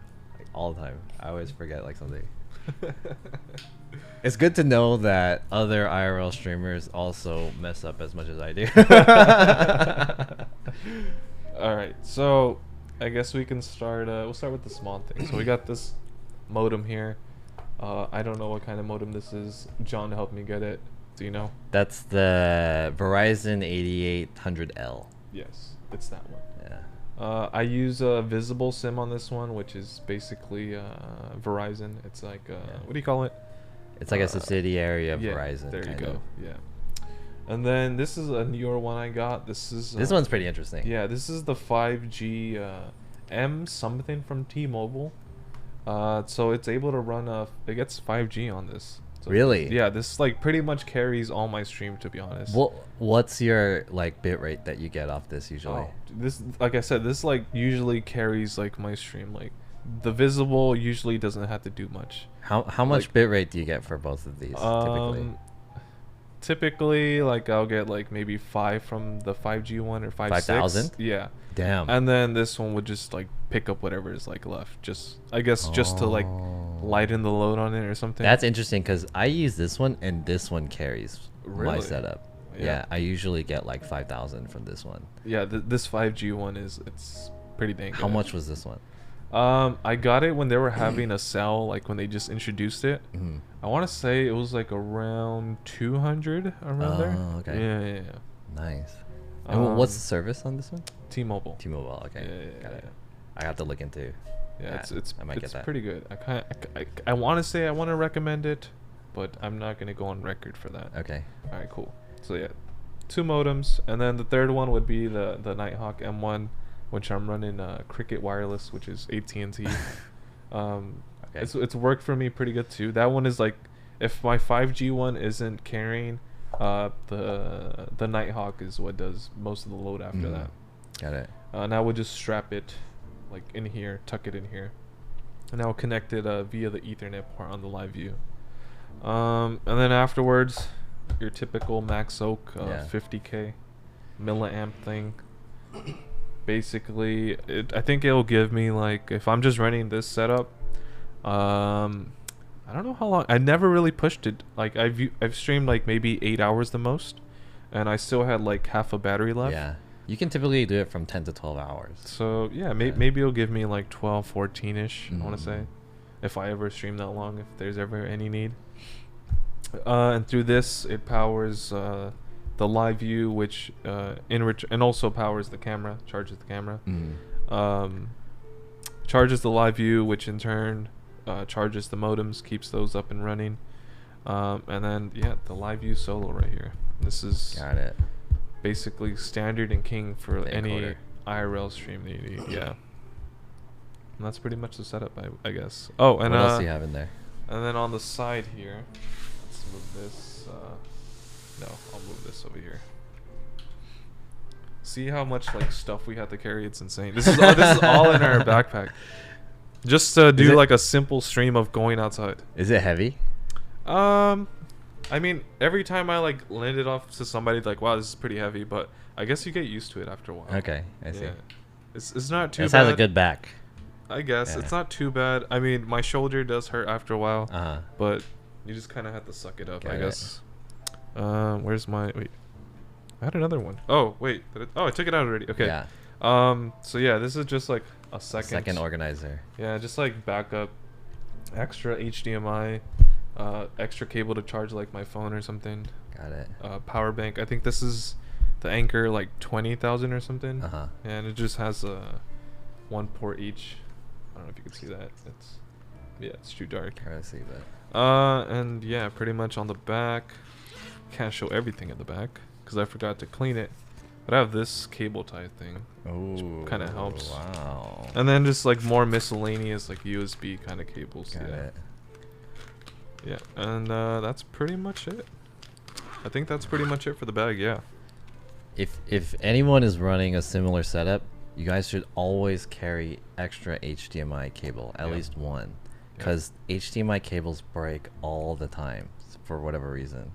So True. good. That's true. that keeps one. Although this whatever company this cable I bought. Oh no, this is a different one. I bought like some random Amazon ones. Uh-huh. Which one is this? U Green. These have lasted me the most compared to like other HDMI cable brands. So shouts out to them. Alright. And yeah, this probably, I've actually wondered how much this weighs. But I have a scale, Ooh. but it doesn't. I don't think it would be heavy enough Oh. to figure it out, because there has to Register. be like a minimum weight to put onto it. I wish I had something more of like a gram scale, Okay. but I don't participate in activities that require gram scales. Yeah, but this is pretty much the whole setup. And then you have to make sure to charge it pretty much every stream or so, or maybe After like every every stream. other stream. Yeah. What I usually do is I just keep everything plugged in to the Uh-huh. the Battery. MaxHook, and then the MaxHook will charge everything Right. else. That's what I do. Yeah, I actually have a second one of these, which helped. Uh-huh. Just like in case I forget, like you said, I leave it plugged in Yeah. and charging, and then it's like draining this. Like it's charging right now as we speak. I don't know if I could Mm. show you. Well, you can see the light on the. Yeah, right it's there. charging Charging right the now. camera, and then the live view as well. I can see the light right there. See, I'm on half a battery, 2 of 4. There we go. And yeah, you pretty much gotta make sure you plug in and charge everything. Got it. And if you forget just any one bit, you're gonna have a very tough time. Very bad time. So this is what he goes through every time he streams. Yes, this is what's inside the backpack for everybody wondering. Thanks for showing. Yeah, no worries. I don't know if you guys noticed, but there's like this little fruit fly that flies or that's been flying around. It's from the bananas. He Yeah, wants maybe. Ah, that explains that. Yeah, that makes sense. Yeah, Since we ate the bananas, that he fruit wants the fly is banana. coming in. Oh shit. Yeah, it's cool to see. Like, I think it's interesting. Yeah, if you ever go see those, they have these like these YouTube series where they go into like YouTube creators' houses and studios and see what they're working with. This is kind of like the streamer equivalent, I guess, or like the IRL streamer equivalent. Yeah, but this Specifically. setup is like pretty much the like standard like for Yeah. for IRL streaming. Sure. Besides a phone, like if you're not using the phone, you're more than likely gonna be using this. Right. But for the record, this is very expensive. Do you know how much it costs like overall? I remember you did like you went Yeah. over it. I did an analysis. It cost just to start up that whole backpack would cost probably about around $2,000, Sheesh. and then not including the monthly recurring fees of whatever how much the monthly recurring fees is, which could be between $300 to $500. Yeah. Yeah. Pretty much. So much fun. Well, I guess that can segue into like, you know, IRL streaming, how much you make from it in comparison to, you know, is it sustainable in a sense? Yeah, let's talk Yeah, about that. yeah, So yeah. since you are bringing it up, there's more fruit flies coming in. They want to get involved in the conversation too. Would you say that IRL streaming is worth it? As a very general question. Oh no, hell no. Hell no. Hell no. Hell It is not worth it. I think the top streamers mostly if you're going to do IRL, do not make it like your main thing. Like it's especially starting off. Like this is a terrible decision by me, a terrible financial decision. I am not making a lot of money on Twitch well, now I'm making like a you know, I'm making a nice amount. I've been making just barely like these past 3 months. I've made $200, which I mean pretty much covers my backpack expenses. But like outside of that, like gas, you know, going to eat, events, things like that, it's just constantly wasting money and you're not really getting anything in return. I think the best way to go about IRL streaming is if you make it like just a second part of your streaming kind of career thing. Your hobby. Yeah, no, not necessarily hobby, hobby, but okay. like just do it once in a while. Don't do it like an everyday thing because it's just too tasking and demanding. It's not worth it. Too much money. Okay. Gotcha. I wouldn't go in. I would like if someone tells me, oh, I want to go into IRL streaming and like that's all I want to do. I would just say, no, just use a phone. Don't like start off with a backpack or any of Use a that. phone. Yeah, Okay. because it's not worth it. It sucks. It sucks. It sucks. Like prior to when I started like making some like kind of money, like dude, if I didn't have a full-time job, like there's no way I can afford it. And even then with the full-time job, like it was still tough paying this like extra expenses. Yeah. Yeah. I guess the way I would put it is that if you are looking to getting into streaming, especially IRL streaming, Uh-huh. or just streaming in general, Yeah. don't look at it as like a thing that you're gonna get money from. Yeah. This is like if you are at the beginning of your streaming career and you're just starting to stream, if you are already considering the income that you would make off of streaming, and that's like a factor for you, then it's going to be really hard for you to continue streaming because Yeah. you're not going to be making money for a while. Yeah. I just it's hard to like it's hard to say like yes, this is a good idea. It's just Exactly. really hard. Like, Yeah. You can say yeah, like do it, it's fun, but like if you're talking about like from a reality standpoint, it's like there's just so many obstacles against you to like be supportive for Right. it, right? So yeah. I guess in a way that's kind of the allure to it, that it's True. difficult to do. True. That's actually a great point. Yeah. Yeah, not many people can do it. I mean, Yeah. on top of just buying the equipment, you have to learn how to set it up, how it works, all that, Yeah. troubleshoot. Yeah. that's How a good point. frustrating is it to deal with all that stuff? Is it hard? It's horrendous. It's horrendous, especially in the beginning. You don't know anything. Like if it wasn't for John, there's like no way I could like be able to the point where I'm at now. Like trying to the servers, alerts and all that. Like the tutorial videos you did, those helped out a lot. Like setting up the modems. Like what the hell did I have to do? The like the code or something. The like Yeah. not bond. Like some weird numbers you have. Yeah, to there's put. definitely some engineering that you Yeah, have it's to like, know, like well, how am I even supposed to know what RTMP is? And, Yeah, all like this like other stuff. I have to learn all this just to film myself doing like something so mundane as going to the market or like going to eat. Like what?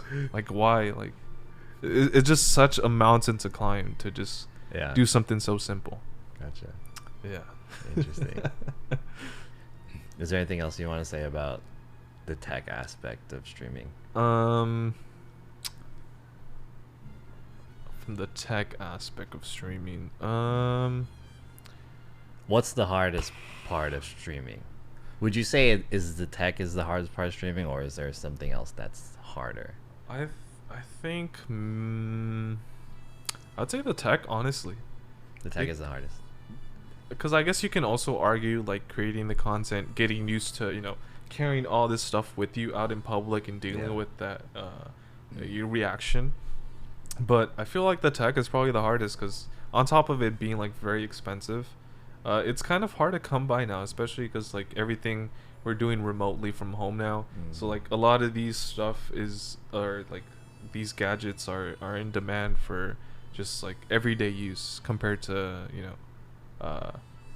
well, actually that wouldn't make much sense, right? It feels more. No, what I meant to say is there's not really a huge market for this. It's very niche. Yeah. So finding these specific parts and putting them together, it's pretty difficult because you have to like go to different subsects of like what this gadget is used for, Right. and you're turning it around and using and repurposing it essentially. When was the most frustrated you have ever been on your stream? Can you recall a moment that was just like My most Oh my frustrated God. moment. you just wanted to like turn the stream off, like dude, fuck it, I give up or something? I think maybe when I was having like some server issues, and then I forgot to charge my stuff. One of my modems died, and then I drove like all the way to somewhere on the OC. It was like a long drive. It took me like an hour. And like my server was acting up, my modems were acting up, and then it's like I barely have started stream, so it's like I came all this way to try to do something, and I'm essentially not gonna be able to because this technology is not allowing me. Okay. And I can't really troubleshoot it on the fly. Yeah. I don't have a computer or desktop or Yeah. anything, Yeah. and like I'm just pretty much at the will of Yeah. these gadgets. Is there any kind of things that you've learned from doing IRL streaming, like precautions that you would take from like the tech side? What do you mean? That it's things that you've learned that you would give as advice to someone Advice to someone like on the tech if side. they like, want to. I should okay. you should charge your battery every night. Or Yeah, you should always bring, make this it- table or yeah. like this and that. Yeah, make it a What's habit. the rule? What is the 10 commandments of being an IRL? Yeah, like as streamer? soon as you get home, make it a habit to make sure you like plugged in and charge everything. Because when you wake up in the morning, if you even wake up on time, right? You're not gonna have enough time to charge it, and you're gonna start off terribly in an awful mood. You're already thinking like I have to do this and that, and just to make sure I'm able to even do this. Yeah. Because like it sucks. I forgot because like you said, leave the battery charged in to charge everything, and then I wake up, the Max Oak battery is basically dead. Yeah. And then everything else can basically just run like for an hour itself, and now you have to wait to charge the max soak, which is going to take a couple hours, and then that's going to cut into your original streaming time. And then let's say if you had like a timed event, now you can't do the timed event. Yeah. There goes your By stream. then you don't even want to do it anymore. Yeah, and then like you're already frustrated, and then you have viewers that are like, hey, what's going on? Like, where's the stream? You're late. Why aren't you streaming? And it's just like. Do you ever get that feeling like before you start streaming, like maybe an hour or so, where you're thinking about what you're gonna do in your stream before you like press the start streaming now button, that you feel like, man, I don't want to stream. Do you ever get that feeling, or it's like you feel like everything's like stacked against you and you're just like, dude, fuck it, I just want to cancel it today? Not really, honestly. Not really. I think because I have that gap, because I don't stream during the week. Right. Okay. It gives me that kind of. If anything, if anything, kind of makes me look forward to streaming sometimes. Because like I'm like, all right, finally I had a like rough week at work. I just want to get away from that, and streaming can kind of be an escape sometimes for me. Even though there's times, like you said, it's like I'd rather do something else than stream, like spend time and do other activities I enjoy.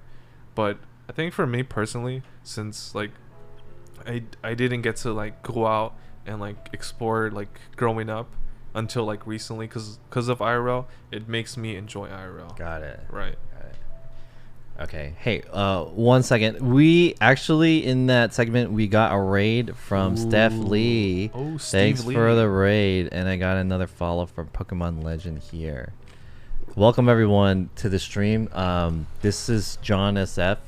This is I have to like go through this whole thing again, but welcome everyone. You guys are watching a live recording of this podcast that I decided to start, which I'm here with my first guest. His name is Nestor today, but his channel is twitch.tv/NEZST Nest. Like a bird's nest. This is him. Yeah, like a bird's nest. Thanks everyone for coming into the stream. Oh, I see my brother Relic is in the chat too. What's up, Relic? I hope you're enjoying Los Angeles. And yeah, welcome everyone to this podcast. Basically what this podcast is about is I invite other creators, specifically now IRL streamers, to come in to talk about their experience with IRL streaming. So you guys are, I'm hoping that the point of this podcast is to give a more fuller picture of what the life is of an IRL streamer. Maybe, you know, it's not all fun and games. It's not all going out and dancing in the street and being like making like an ass of myself and stuff like that. And, you know, getting a shit ton of donations all the time. And like, you know, it's not the best fucking life. But actually, I want to ask you this. So we were basically just talking shit about doing IRL stream, how it's like not really that worth it. It's horrible. It's horrible. But it's not all that horrible, right? It's not all that bad. Right. I think you really have to, you know, really want to do it, because it'd be so much easier to just like do something like this, just stay home, and it's such a low, I guess, low effort, low risk kind of thing. Whereas, you know, having to go outside and, you know, it's not a controlled environment. Right. You don't know what's gonna happen. So we were just talking about some of the things that are kind of tricky when it comes to doing IRL streaming, some of the things that are annoying and difficult, which is just only from one side, which is the tech side. Right. But let's say once you get it all going and you're out in the field now, now you have to deal with, like you said, there's random stuff that happens. People can be weird or whatever. they can be weird and they can act weird. The other thing is the chat can really get at you too. So basically you're streaming to the people who are coming into your chat. There's a lot of times, you know, chat people can be very supportive, and there can be a lot of people in the chat who they just want to troll you, they just want to do shit to you or whatever. Or like maybe there's even a guy who will snipe you and like do something fucking weird on your stream. Yeah. So how is your experience as being like an IRL streamer here in LA? Have you had any like really good or bad experiences with like your chat culture or anything like that? I want to say for the most part I've had a really good chat. Good chat. Supportive. Yeah, I feel like they've been genuinely supportive. But I mean, I would say in the beginning, I think it really just comes down to the style of content and how you approach stream. Because like in the beginning I was doing like more like edgier content, right? So obviously it's like people that are not necessarily there watching like for like who I am and what I want to do, but are there expecting a certain character kind of content, and Yeah. if they don't get that, they're like, whatever, what's this, blah blah blah. And, Yeah. and obviously because of the internet culture, everyone's just like very outspoken and brash, Right. and it's kind of accepted, unfortunately, so it can get pretty toxic. But I noticed once I started just doing stuff I want to do, it started bringing in people who are interested in the same thing, Yeah. and those that were like into the more kind of weird edgy content, they just kind of slowly faded away over time. So did that lead you as like a streamer to have a more positive outlook on streaming? Like now that you've kind of controlled the way that you feel like you should do your content, it brought in the people who supported that type of content and allowed you to make more of that content. Is that kind of what is going on, or like? Yeah. I want to say for the most part, but I mean, like a good example right now, there's literally one in the chat had said something about Nest being what's the sexiest thing chat has asked you, and I mean I get that that's like funny, right? Yeah. But like I like to, I'm not saying it's like a weird bad comment, it is kind of weird, but I just want to point out how like that's so accepted in this field, right? Yeah, and, right. And it's like, if you really look at it from like an outside perspective, like let's say you're not familiar with Twitch, Right. you'd be like, why is this accepted? Like this is so weird. Like why are people so opened about asking and like going into these topics? Yeah. I think that's just interesting but weird of Twitch.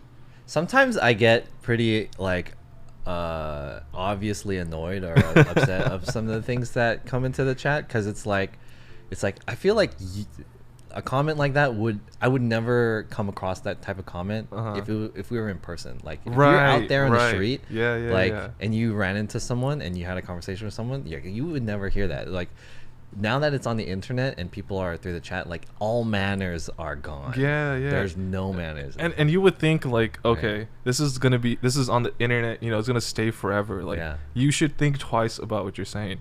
But if anything, like it's so accepted and got him.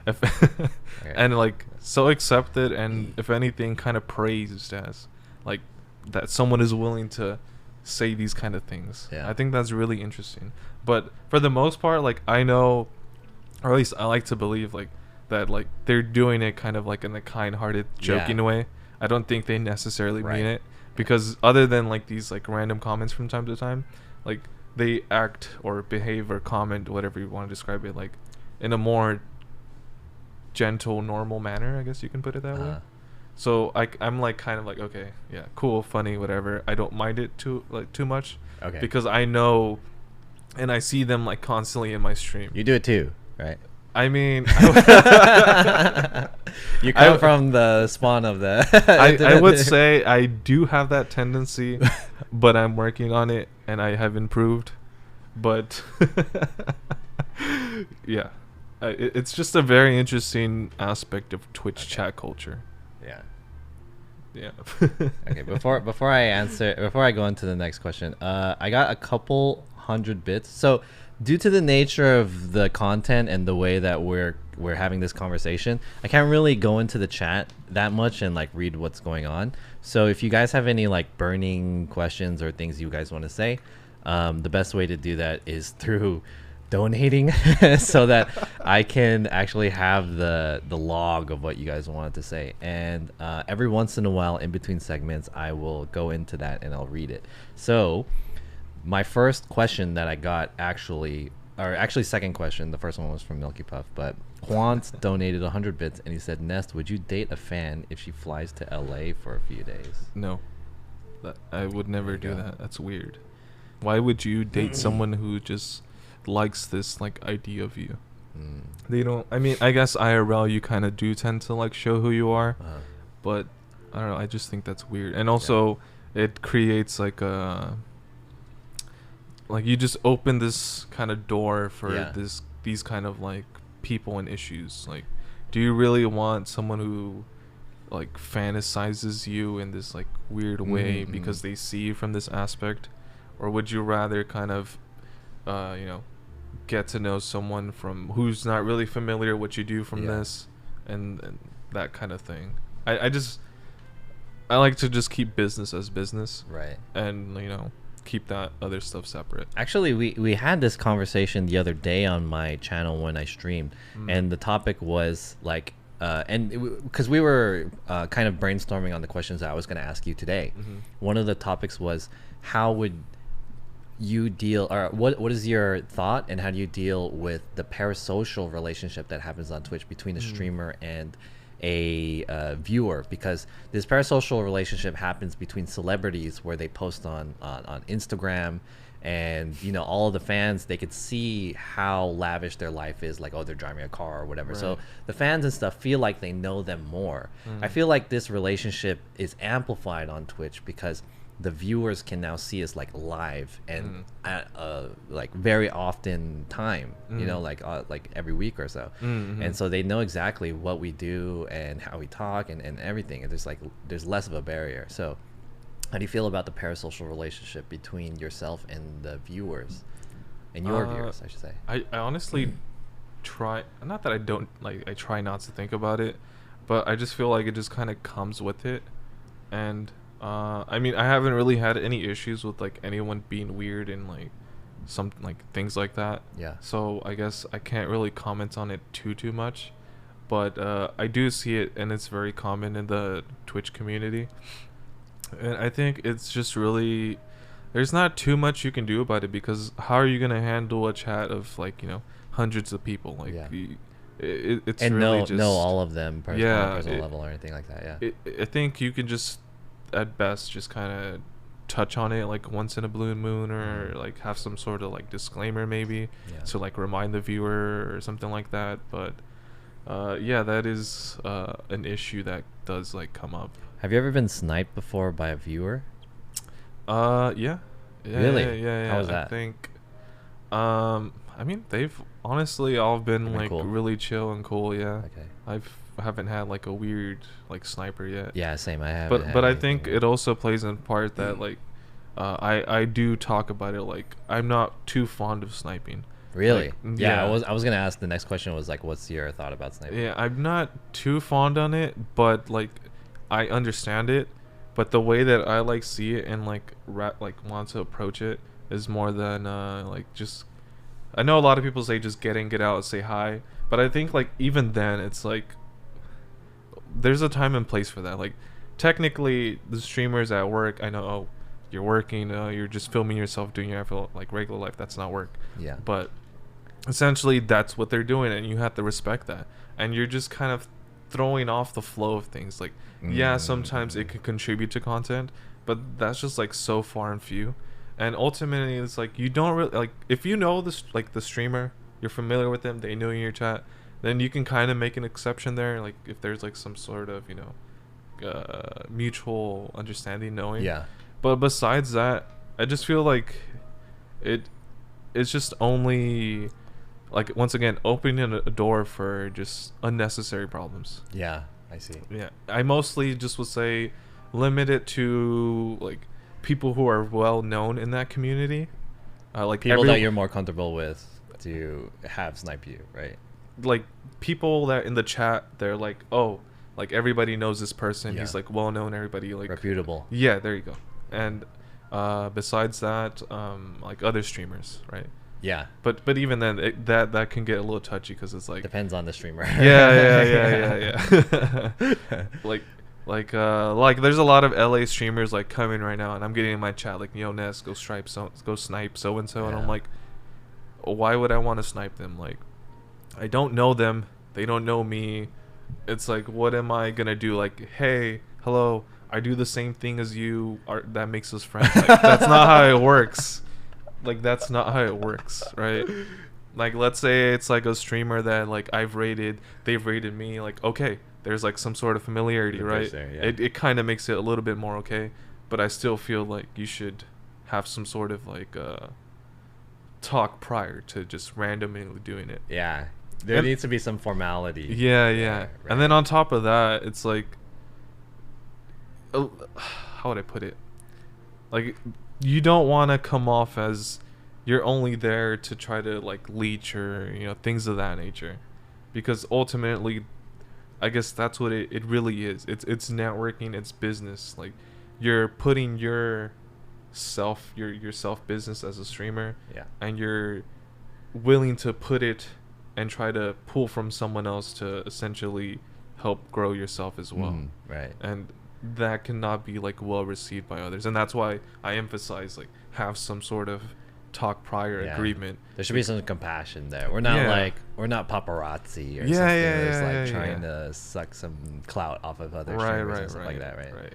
So like the way I approach it is just like, if I know them, like cool, I was like, oh hey, what's up? You want to do something? And then like I'll snipe like that, or I'll just like kind of snipe in a more like not showing myself. Like I'll cover the background snipe. Yeah, the background snipe. That's a good way to put it. Okay. I feel like if you're gonna snipe, just do the background snipe. Yeah. Like, just don't interfere. Good. Just kind of be in the background of the camera. And that's a good one. Yeah. There are snipers who feel like they can just come on and fucking, do whatever and be super weird, right? Yeah. And that's gonna be like a thing. But if you're gonna do something like that, the best way to do it is to do the background snipe. That way they don't even know that you're doing it, and it doesn't really interrupt anything. True. But it still makes for like a good. Yeah, just don't be weird. That's it. Just don't be weird. Just don't be weird. I mean, they're just regular people too. Exactly. That's the whole point of this podcast, to show you guys that we are regular people, especially streamers are. They're just regular like people. We're really people. like not special, to be honest. Like, yeah. I don't do anything cool. I just do accounting, and then I just stream on the weekends. Like, I'm not doing anything crazy or special. Like, I don't have some sort of like clout or anything like that. Like, I'm not out here contributing to society, solving like some sort of algorithm, or figuring out how to like plant stuff on the moon. Like, I don't do anything. But obviously people find what you do is interesting, at Right. least. And you I think if you really dug into what you said you wanted to do earlier, which is like the underground music stuff, I think if you brought that out onto Twitch, which is like definitely not content, it would be very interesting to hear about. And speaking of which, since we're talking about the content, I wanted to talk about one type of content that you do, which is the streamer memorial tribute content. So what is the deal of that? And can you like briefly talk about that? Like, so it's like something I started doing recently. It started off like memorial tribute kind of thing. So like, if like another member of like the IRL community like that I'm familiar with, I guess either like struggling or down or something like that, like I'll do like kind of a How did it start? How did it start? I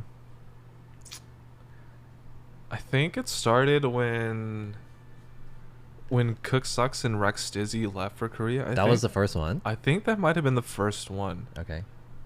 And everyone was like so sad about them leaving. And I don't know why. I don't know how my brain thought of it, but I just thought like, oh, why don't I throw like a kind of going away kind of thing? And I don't know why I turned to like a memorial kind of thing. But I just thought it was like a funny, good idea. Like I said, back in the day, I was doing more like dumb, edgy content. So I thought, oh, let me get a picture of them, put it on like a picture frame kind of thing. Yeah. Put some flowers and candles, and boom, call it that. And he's referring to this. Yeah, there. I have it, and I keep it. This is it. Yeah, so you did one for me. Just imagine a candle here, some flowers. Yeah, and in a way, like I would like try to talk to like chat and be like, yo, be like nicer to the streamer, yada yada kind of thing. Like, try to show others to have more sympathy and compassion for like said streamer. That was like ultimately the goal. That's like what I attempted to do. Kind of shed some light to them, but it kind of comes off as that. Yeah. It was maybe a little too far. It was probably a little too far. But it's funny, I think. It is funny, but I can see how it can be taken in the wrong way. But it is what it is. It's done. But yeah, so over time I've been trying to tame it down little by little. Instead I'm trying to do like more so I guess like a challenge form kind of tribute, where like I'll do something instead rather than kind of set up this kind of memorial kind of setup thing. Like today what's it called? There's another IRL streamer from New York, Daily Dasher. He hasn't been feeling too well, so like I have some of his like people from his community in my chat. So I was like, yo, what should I do for like, you know, kind of pay tribute to him or something like that? Because he's been around for like a while on the IRL stream. So they were like, oh, you should eat spicy food because like he can't deal with any spice, like any little bit of spice he just doesn't like. So I was like, okay, cool, I'm gonna eat something spicy today. So I went to this Thai place. I ate some like really spicy noodles, and that was like kind of like my tribute or like bring awareness to him, like, yo, this guy's really cool, you should check him out if you haven't already. And what prompted you to even do the like Daily Dasher tribute? What do you mean? Like, why did you select Daily Dasher to do? Yeah, because he like posted he was like in the hospital recently. Okay. Yeah, so like, damn, that, you know, boys down bad. I don't know. And that's well, actually that leads into a good thing. Like IRL streaming, you have to like constantly be streaming. Like you really can't take time off. And like he's like starting to like finally pop off, and then like this happens, and now he's like, I don't think he hasn't streamed like in a week. And you would think like, oh, it's just a week, like that's not really gonna matter. But like in the IRL scene, like that's a really long time. Like that's gonna hurt your viewership. So like even though I'm a small channel, like I don't know, I just thought like a small kind gesture, like, you know, like there's someone out there who, you know, I guess cares and supports like for you and what you do in your community, kind of thing. Yeah, definitely. Yeah, it's very like I mean, he did it for me, and I didn't know how to feel about it at first.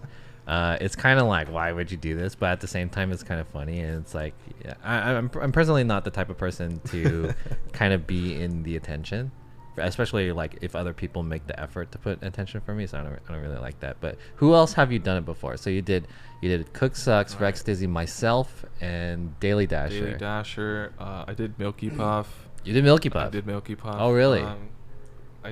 Who else did I do? I think that's all I've done. Oh, yeah, I think that's all. You did Kiara. Oh, I did Kiara Kitty. You're right. 6.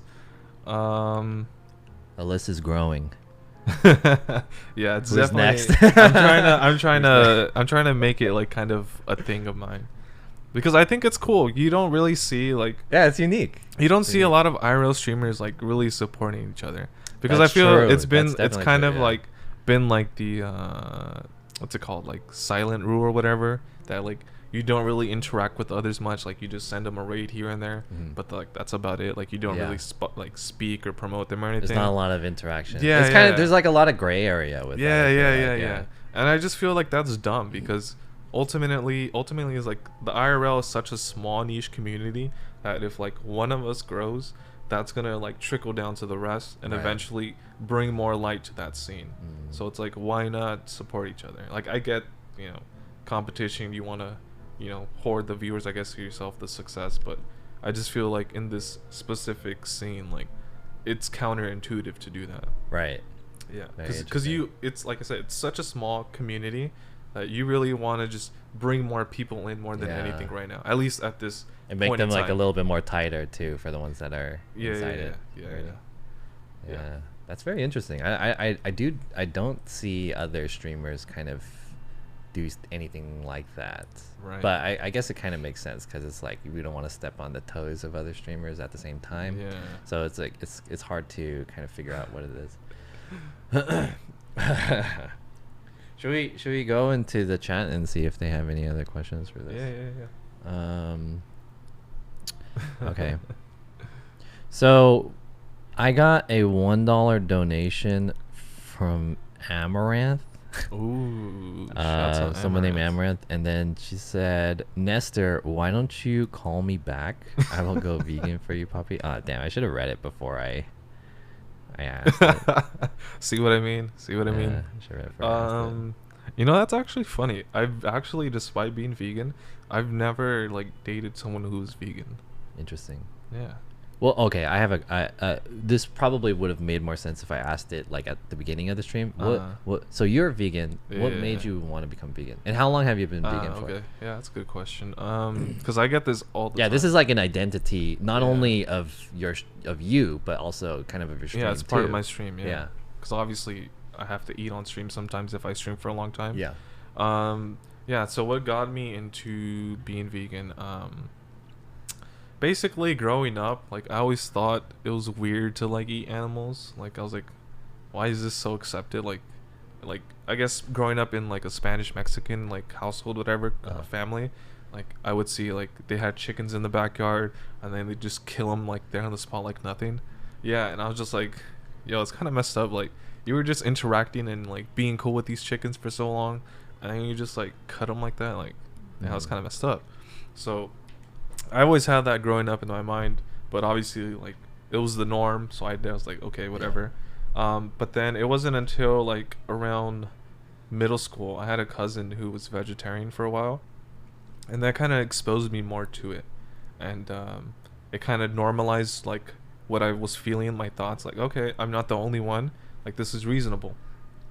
And I was still just like whatever about it. When was this? At middle school. Middle school. So I was okay. like, I don't know, 13. Yeah, so it's been that long since you've. Oh no, I still was. Oh, okay. I was still like regular, but this is like kind of the like leading up build to up. Yeah, and also like I always thought like eating fish was like just super weird, like because I guess like in the Mexican like food tradition, whatever, they literally just like fry the fish and they just like serve it to you like that. You gotta like pick the bones out, pick the eye out. And I was like, what the hell is this? Like, this is so weird. like how is this normal? Like, poor fish kind of thing. I know, like, people are like, oh, soy boy, whatever, but, like, it's weird. Like, I always just thought it was weird how we're so accepting to, like, just mess with fish. Like, literally fishing. Like, we're, for fun, we're, like, putting this metal rod in an animal, pulling it out of the environment that it lives. It can't breathe or anything like that. And then we're just taking pictures with it or whatever, and then throw it back in. Like, that just doesn't make any sense to me. It's weird.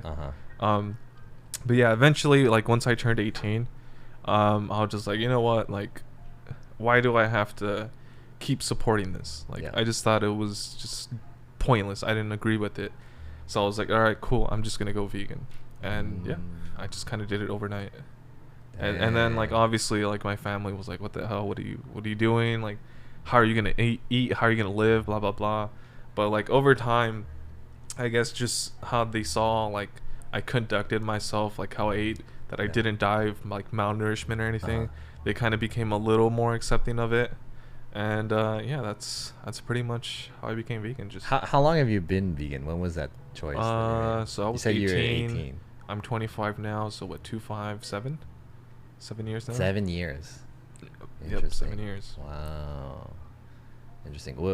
Would you? How would you say being vegan affects your streaming? Probably you've been vegan longer than you've been streaming, so it's not even really this like a thought for you, right? How does it affect my streaming? Well, I guess. Well, it's just living in LA. It's really not a big deal. Like, you can get vegan food like anywhere. It's not a big deal. But I guess like if I'm in a more rural area or something, like I'll just have to settle for something like very basic, minute. But even then, like, I don't know. Are there elements of veganism that come on into your stream, like I don't know, like memes in your chat or emotes or something like that? Or obviously not everyone's vegan in my chat, and that's cool. I've never. Do they come in and they just talk shit about you for being vegan?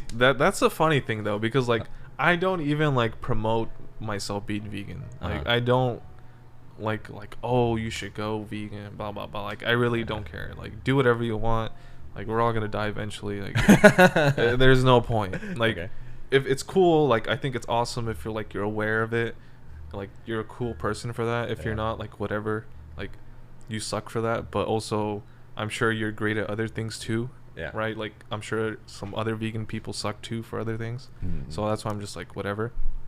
And like I said, I've never like dated anyone who's vegan, so that's like kind of like I think that just solidifies like I don't really care like what others do. But the thing is like Like there's always people constantly like, oh, I could never go vegan. Oh, I love meat, or like just like silly little comments like that. Do they try to like pressure you to eat meat on your stream? Yeah, and they're like, oh, you should eat meat. Or, like they joke around like, oh, are you sure it's not vegan? And I'm like, oh wow, I never heard of that, dude. You're so funny. It's so original. Like, congrats to you. Wow, I'm dying of laughter. I've never heard of that. At first, it was annoying. Like when I first went vegan. Yeah. But like over time, you just hear it and it just kind of get jaded to it, and like I don't really care. And I can kind of ignore it, but then sometimes it's like, all right, dude, like I just have to go in on this guy so that I can set in like the example. Yeah. Like if someone wants to continue acting this way, this is what's gonna happen, kind of thing. Not that I'm gonna like time them out or ban them, but like I'll go on like on a mini rant, and like usually by the end of that, like it's pretty clear, like chat and everyone can see like this person is just trying to provoke and is being dumb. Yeah. Where I'm, coming from a more logical kind of standpoint. Got it. Yeah.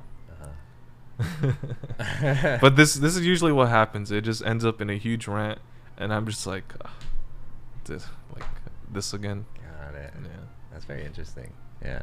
I think I was going to at one point ask you about kind of how like you deal with chat, especially being like if there's toxic chat, toxic people being in your chat. But I feel like that pretty much sums it up with the vegan thing that you just mentioned. Yeah. Usually those people just like come and go. They really don't stick around because like true. They just want to come in and just like drive by shooting you. Yeah, exactly. Just a drive by. Yeah. They tried like to trigger you, but once they like see it's like, this guy's not really falling for it, they just dip. And it's actually funny. I don't have any mods or anything like that.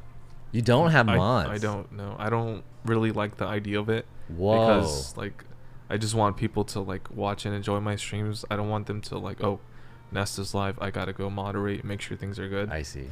And I think I've done a pretty good job so far of like fostering a pretty well behaved chat, because I like to emphasize like regularly like, yo, we're all like adults. Yeah. There's like actual people behind the screen, like don't act a way you wouldn't in front of like your mom or family kind of thing. Yeah.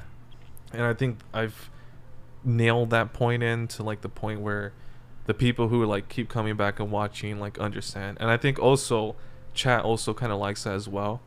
That this is kind of like a safe space in a way where there's not these people just coming in and out acting a fool and kind of throwing off the vibe of the stream. Got of it. thing. Yeah. So it's kind of more so you want to preserve. Okay, it's part of it is like you don't trust mods to preserve the like purity of your chat. No, it's not that I don't trust mods or anything like that. I mean, I see the point of mods. It works. Yeah. It's cool. I think the concept is cool, but like just me personally, like I just don't want someone like I don't stream full time. I just stream on the weekend. So like I don't want someone to spend their weekend having to like essentially work for me kind of thing. Like I just want them just to. You don't like the kick idea back. of that. Yeah. Okay. Yeah. Just like So come in the stream, kick back, and that's What it. would it take for you to be like, yeah, I need a mod? Usually like when I get into like more like hectic streams, like if there's like something going on and I have like a higher viewership, there's like new people, and then I have like a few like regulars in the chat that I trust, and I'll just mod them, and like they don't mind because obviously they're regulars, they understand like, oh, it's just this one time thing, and that's kind of how I handle that. Got it. Yeah, these are really good questions. I actually don't have any more questions as far as I can think of, but these are all like stuff that I wanted to cover. How long have we been streaming for? No idea. Let me check. Hey, Slice, thanks for the 5 months right when I was checking my thing. What a name. Hey. Just simple. Slice. That's nice. It's actually not Slice. It's the L is an I, so it's IIC. But Slice was already taken. So shit. Yeah, I exposed them. Oh, 2 hours and a half. Got exposed. Nice. Thank you guys for like coming into my chat. Let me check how long. We've been doing this for 2.5 hours. Wow. Okay, so at this point, I feel like I covered a lot of the stuff that I wanted to talk about, and if there's more things, I can't think of it right now, but I hope this kind of gave more of a like bigger picture of how Nest is and how it is to be like the life of a streamer. I think I want to take this time now to like go into the chat and at this point I would have answered the questions from the subs and the donations, but the last sub said happy 5 months, John. Nice. So that's not a question. And I know a lot of people were asking questions before. So I guess I wanted to apologize for not being able to get to your guys' questions. I'm the only guy manning this, and I can't like talk to him and just like look at the chat all the time. True. But if there's any questions that's good questions, I think we can take maybe a couple minutes, maybe 10, 15 minutes to go to the chat. And if you guys have any questions, we'll go over it. Do you guys have any questions for, again, this is Nest, twitch.tv/NEZST. I think that's a good question by Quants. Do Nestor's co-workers or boss know about his stream? That's a pretty good question. Or just like family in general kind of thing. Yeah, what's kind of your philosophy behind like, because okay, personally, I don't want my family to know that I stream. But it has came to the point where some of my nephews found my stream and then they sent the link to my content. Actually, they found my viral clip of the MS-13 thing on YouTube, and through that they found my stream. One of my nephews found my stream, and then they sent the link to my sister, and then so my sister texted me and she was like, hey, what the fuck are you doing, you know what I mean? Oh my goodness. But that's kind of just my thing. I don't want to have my family involved. Yeah, he snitched. Especially because I think that any streamer, specifically IRL streamers, we kind of have to protect our own personal life too, outside of the life. Like we share a lot about our lives, but we don't want to get doxxed. We don't want to dox our family members who don't want to be involved in it too. So that's just kind of how I think about it. But how do you go about it? Yeah, I'm pretty much the same, to be honest. Like, it's not that like I'm hiding or anything like that. Like oh, I act so different, I don't want my family to know, kind of thing. It's just more so like you said, it's just kind of like I just rather keep that like off to a side. I don't really I like to just keep business as business and then all that separate. Like when you start mingling it's a recipe for disaster. Like so many things, you're allowing for more things to go wrong than necessary. Right. But I would say I mean, my mom knows that I stream. She doesn't watch my stream. I don't know if I would want her to watch or not, because she'd be like, "Oh, my son's disappointing." No, it's just like, I don't know. I just feel like me personally, I guess, like if I had like a kid or something, it's like, cool. I see my kid during the week. I hang out with them. Like, why do I want to spend my free time watching them? Yeah. I think that'd be kind of weird, and I don't want to like promote that. But I have like one of my nephews, I guess, found my stream. I don't know how, but I don't know if he's like watches or not. But yeah, same thing. I don't really mind too much, but like I just know like the way like Mexican Hispanic culture is, like it's just something that they don't understand and like look down upon. Yeah. So it's like I don't really care to explain. I don't really want to get into like that kind of thing. Like I'm not even a big streamer, so like what's the point? Like if I was maybe like making like a good amount of money kind of thing, like okay, I understand, like this is like a really big part of my life. I have to like, this is something I have to discuss. Like can they ask me, oh, Nestor, what are you up to, what kind of thing? But like since it's just a small part of like what I do, it's just for fun, like I just don't deem it necessary. Well, one kind of thing for me is that when I was having troubles with streaming and I was getting a lot of stress, I needed to take a break from streaming. I don't know if you've experienced that yet, where you kind of feel like you need to take a break from it. But having a personal life outside of the stream really helps when you do take that break, because what happens is for a lot of streamers and content creators is that streaming and content creating becomes your life. And then so if you want to get away from that, if you don't have a thing to like once you take a break from it, like you won't have anything. So that's like kind of what I was afraid of. So it's like, oh, I want to take a break from streaming, but if I don't stream, what do I do? Like, Right. I don't have anything. I'll just think about it or whatever like that. So I Mm. was lucky to have, like, I do have a lot of friends outside of streaming, Mhm. and then they, invite me for events and sometimes. So Right. that's kind of like the work-life balance between Yeah, doing yeah, stuff like yeah, that. So yeah, yeah. yeah.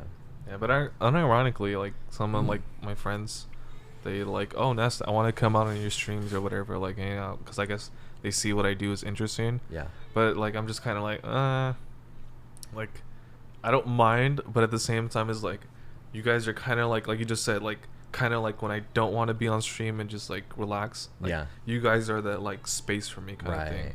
Yeah. Yeah. But I don't know. I guess eventually like if my family does start watching my streams, I don't really mind too much. Like it's not like I'm doing anything crazy or bad like that. Got it. All right, let me go into the chat if I see any other good questions. If you see a question that you want to go through, you can go through that. Hey, shouts out everyone who's like commenting that they like the stream, the quality and everything. Yeah, thank you guys. This is the first stream, so we're kind of trying to iron things out with everything. If there's any feedback that you guys have about the way that the stream is, someone said earlier that the camera colors are different, so I'll try to make sure that doesn't happen. Ness and I have different skin tone. True. I'm darker. Let's see. The tech setup is good, but we need an art director, production designer. Too many camera angles switching. Interesting. Yeah, Yeah, I we're- think so. We have 3 camera angles, and I think that there's a timing that's set up between the camera angles, and sometimes it switches too fast between the two. So I just need to figure out like what the correct timing is between them all. Yeah. We're still, like I said, this is the first one, so we're like still trying to figure things out. Yeah. But it'll it's- improve over time. The audio is more important than Yeah. the video, because I mean it's just you just I could just put up a picture of me and it's gonna be the same. Warcraft Annie says, "What do you tell streamers who can't put aside the quality a live view setup gives? I've been told by small IRL streamers crave for the live view setup even if the viewers don't care for it." So I feel like this is a question kind of about the IRL the live view quality versus like how their viewers care about it.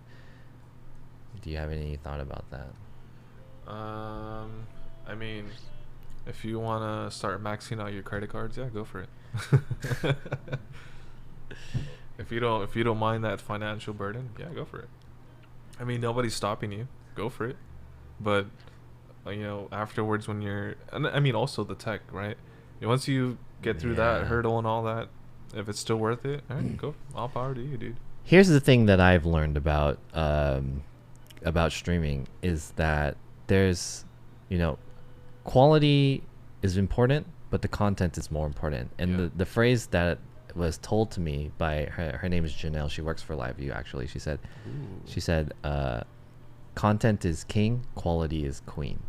And that was very interesting to me. So you can name very huge IRL streamers. A lot of them use phones and their quality is not that good when it comes to the video quality, but their content is top notch. Yeah. Sometimes I watch like really high level streamers and they're streaming on the phone and it's like dude, oh my god, like it's shaking like crazy because they're holding their selfie stick and there's like no stabilization. It like bugs me like crazy, but like that's not even what's important. Yeah, ultimately it really does come down to the content, and I think just whether you're being yourself or perfecting this character persona you put on, I think that's really what's important, because ultimately in IRL streaming there's a lot of downtime. Like there's not going to be constant content the entire time you're streaming. Like you have to, I guess, be a people's person to an extent. Yeah. Like be able to socialize and carry conversations. And I mean that's the only way to do that is either by being yourself, or be able to put on this character that's relatable and carry out whatever kind of style that character you create is able to. You get the idea. Yeah.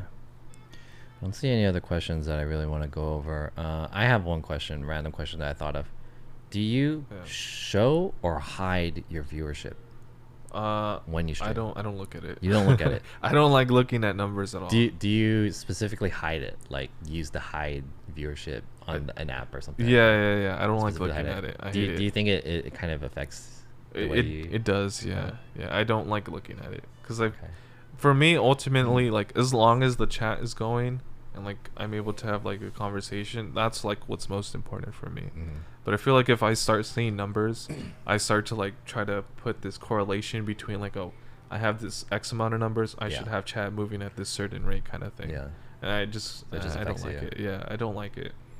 But even then, like I'm still like I said, a small streamer, so like the difference between like 40 and 30, it's really not that big of a deal. What is the biggest advice you can give a new IRL streamer or someone who wants to get into IRL streaming, something like that? Don't do it. Don't do it. I always say that too. Don't do it, dude. It's not worth Not it. worth it. I mean, maybe like 2-3 years from now, once it's like more accepted, it might be worth it. But it's like Okay, besides don't do it. okay. If you were to give an honest yeah. thing, that's not, don't do it. I mean, what would I say to someone who wants to get into it? Like they haven't started at all or anything?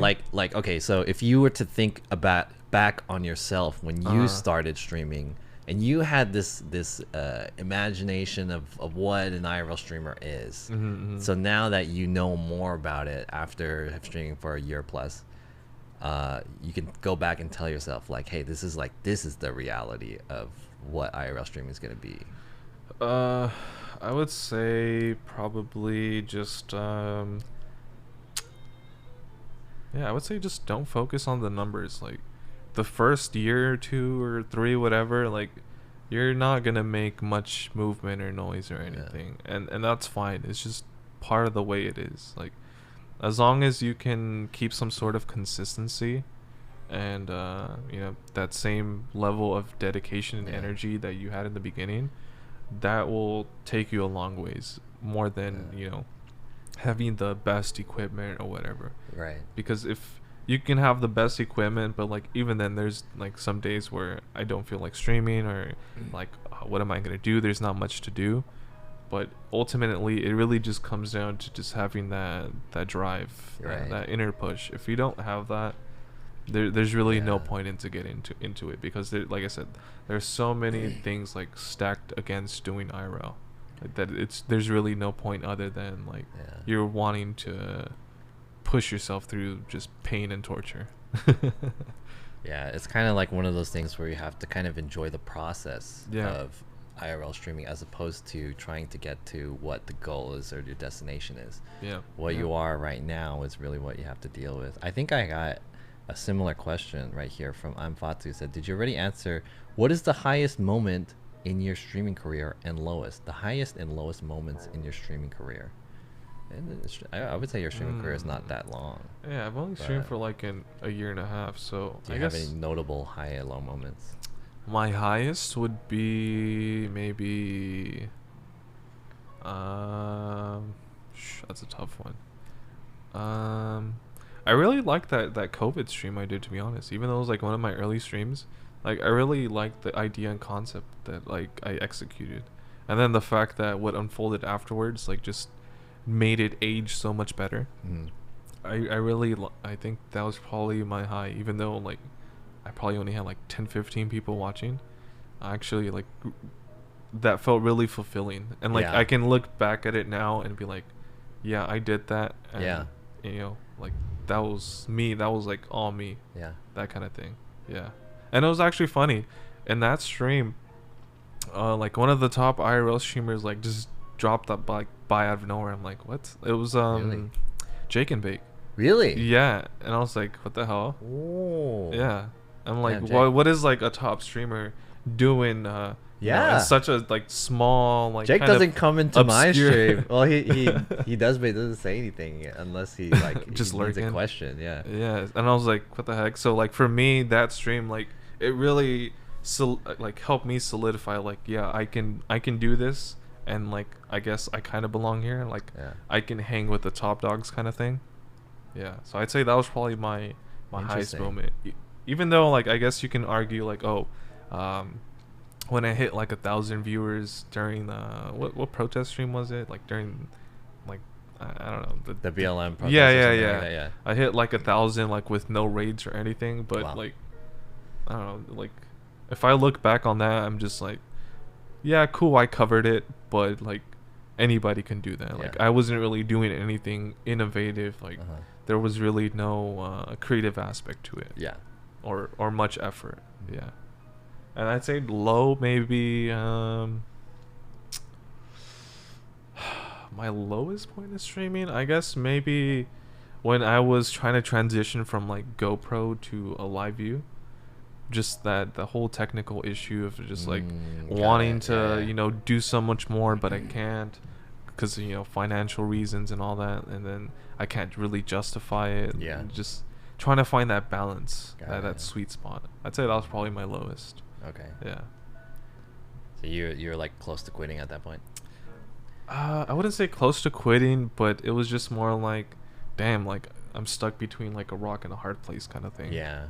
Like, Okay. okay, I can get a live view, but then I have to do so much more and all this to get it up and running, or I could stick to this like smaller GoPro setup, and it's more convenient and simpler, but I'm not gonna have you know the reliability of like a live view solo kind of thing. Right. Yeah.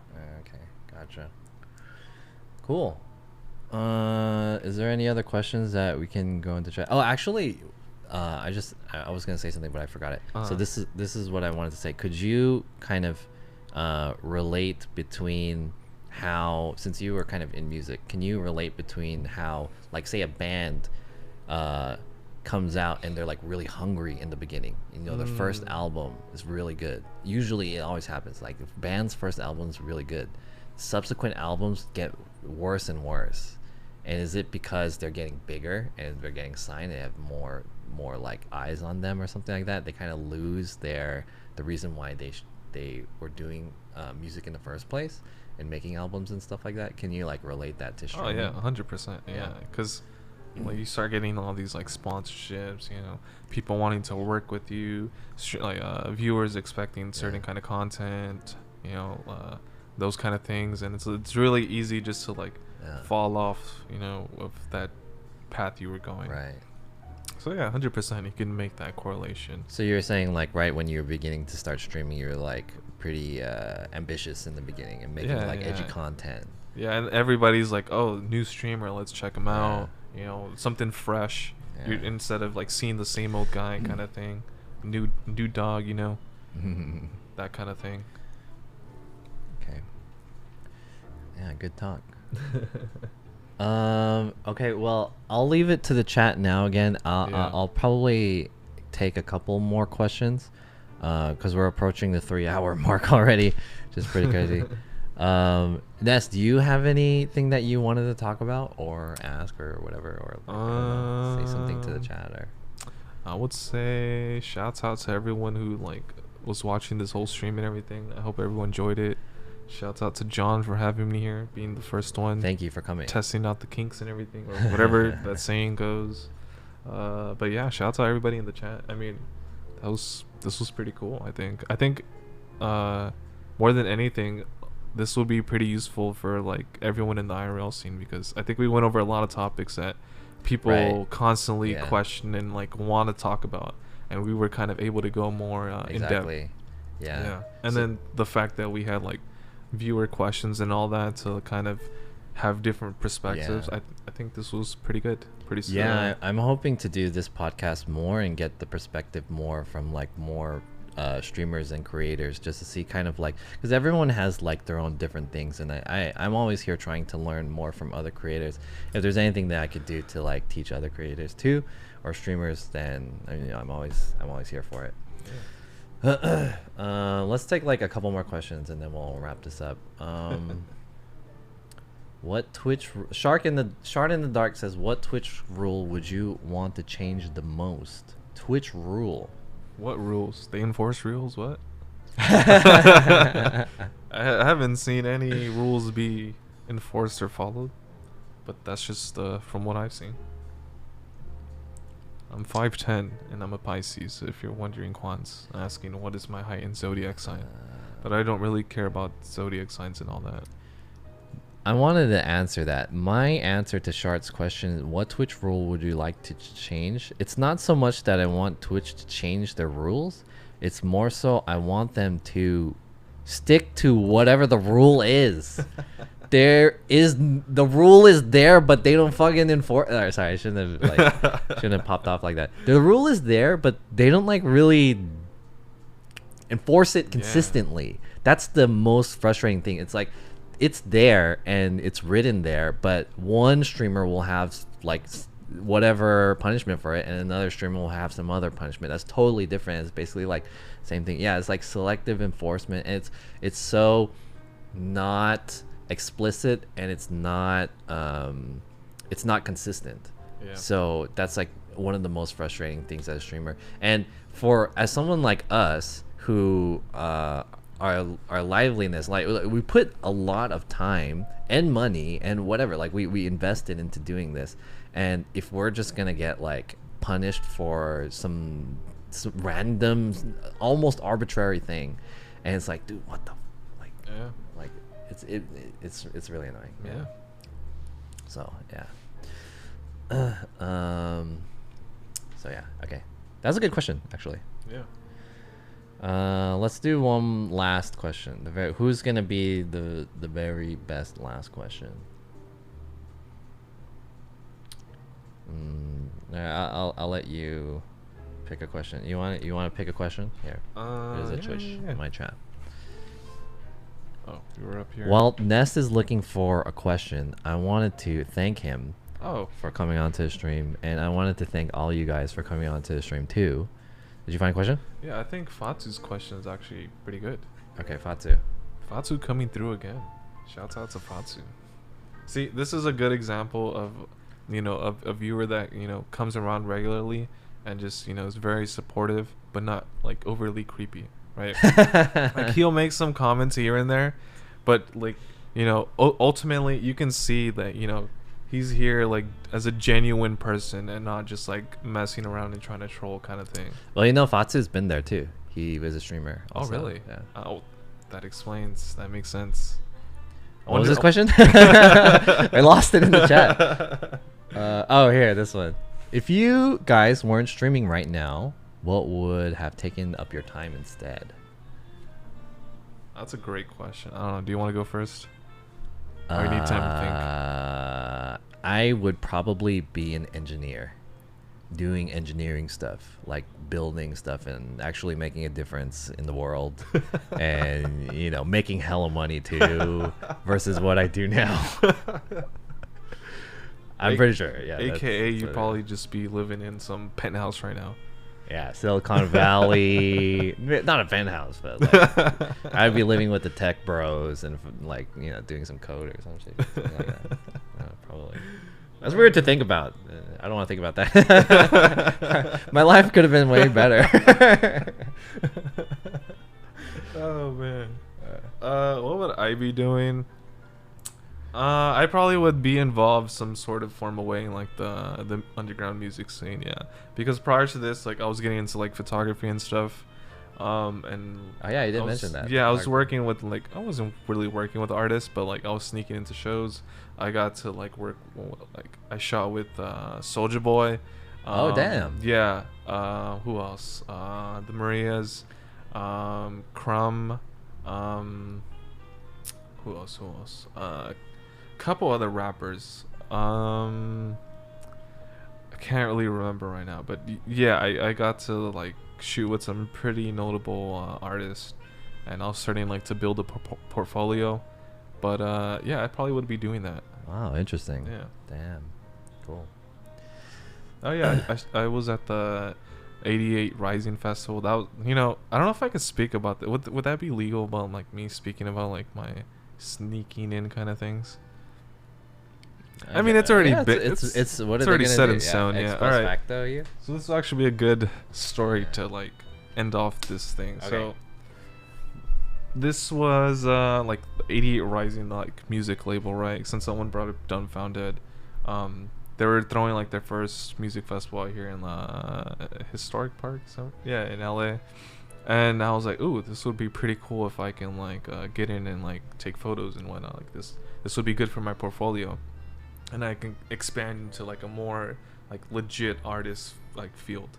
So what I did was I got a fake security shirt from Goodwill. I got some slacks from Uniqlo, and then I just wore some Docs. And I had my camera bag, but I was like, I guess pretending that it was my lunch bag kind of thing. And then I made some fake VIP like media passes and I printed them like at Staples.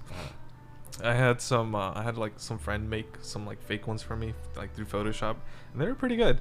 And I laminated them and everything. Like I made it look legit. Like it was actually pretty impressive what I did. What was this like all on stream? No, whole this process, was or? pre-stream. Pre-stream. Okay, Yeah, so yeah. it was off streaming happening. Yeah. Okay. And yeah, I went. I just walked straight in. Nobody questioned me. They just assumed I was security.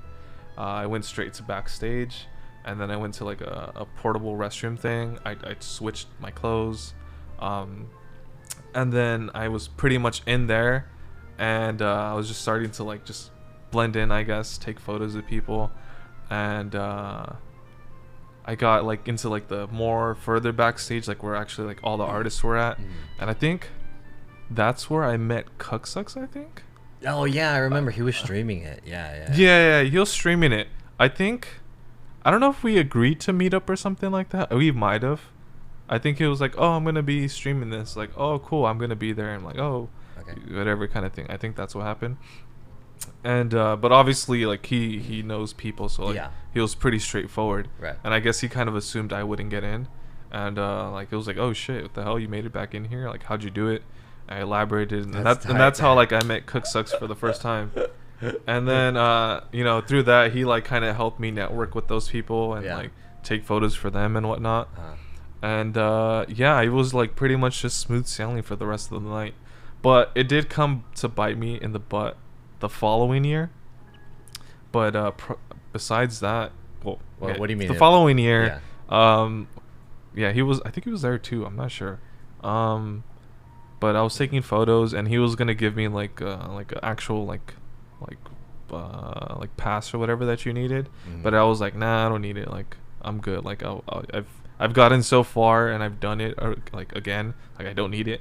But I ended up getting caught. You're confident. No, Yeah, I got caught like at the very end, and it got kicked out. But like thankfully, like nothing happened. But that first time, back to the first time, yeah, everything went smooth sailing. Like I was on stage. I was like hanging out with the artists and everything. I was in the trailers. Dang. Yeah, I was like in there with like Rich Brian, Oh shit. Joji, which was crazy, because that's like one of my more favorite artists. Yeah.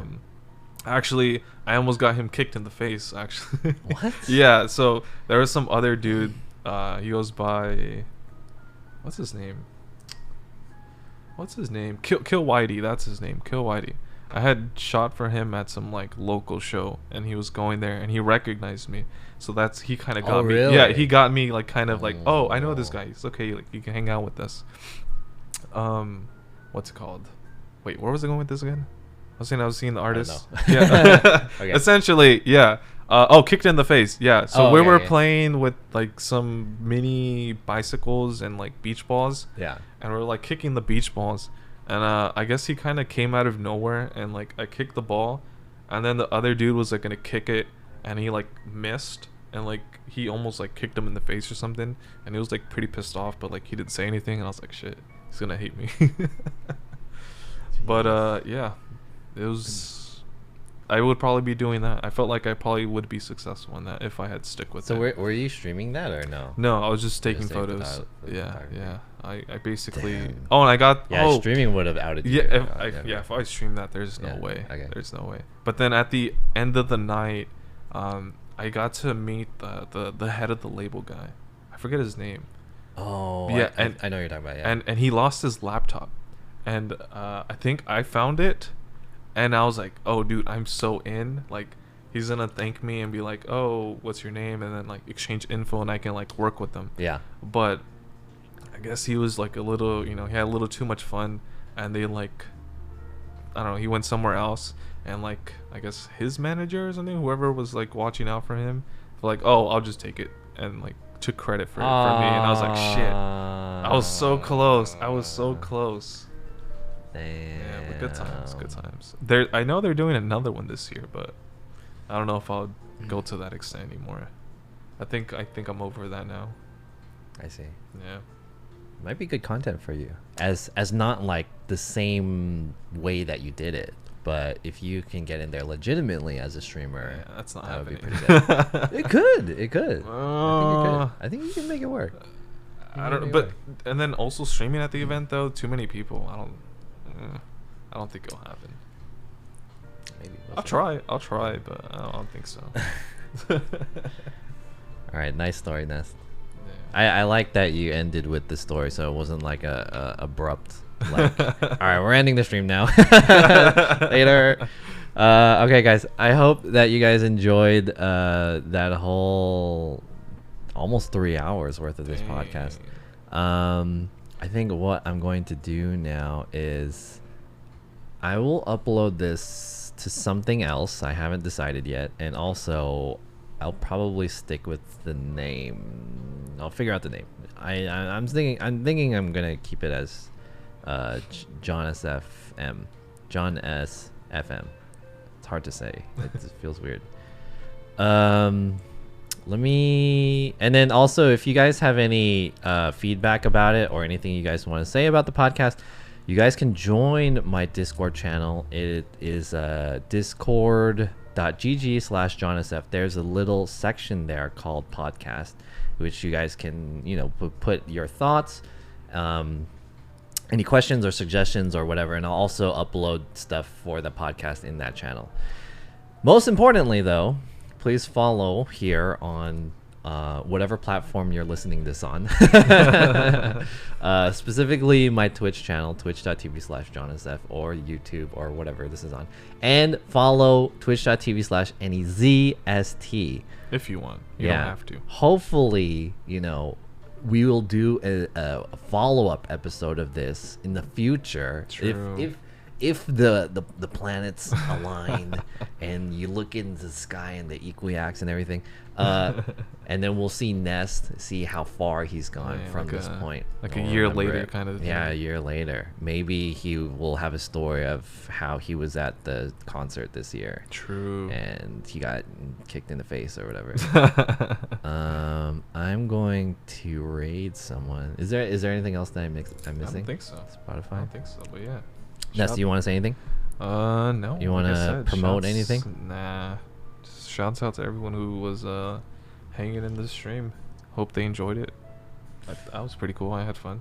Yeah, I had fun. This is exactly kind of what I expected for this stream to do. Like 3 hours was.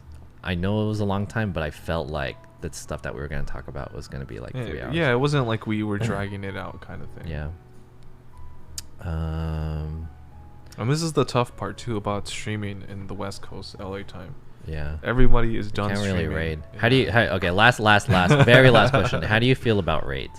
Do you have any thoughts about raids?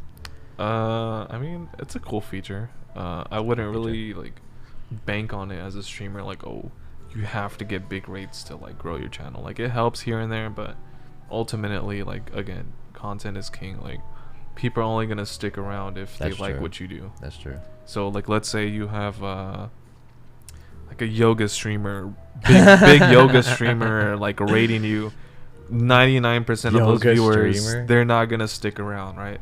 They're just gonna say hi in the raid and dip, and it's like boom, all those viewers are gone, right? So you do have to be like mindful to an extent of like who you rate and get rated by, like make it count, I guess, to an extent.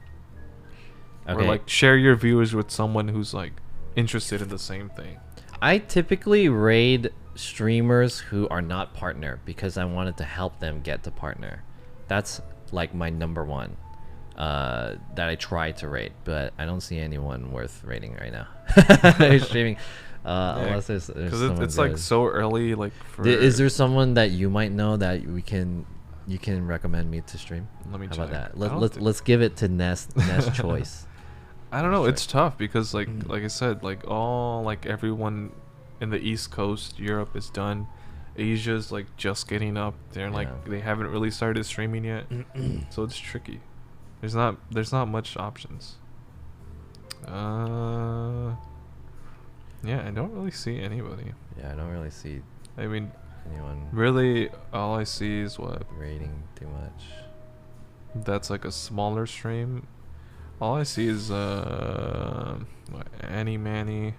Yeah, she just got partnered recently. Oh, she by got the way. partnered. Nice. Yeah, Nice. I think I'm gonna rate Pure and BB. She has only 16. So let's rate her. She is an art streamer based in Japan. You know, being in the West Coast, we only really like raid Asian streamers because Mr. Logic said John SF rated me once and it helped lock in affiliate for me. Really? Thanks again. So I hope that the raid is like helping motivate you guys to Yeah. become, you know, better streamers or whatever. That's a good way to do it.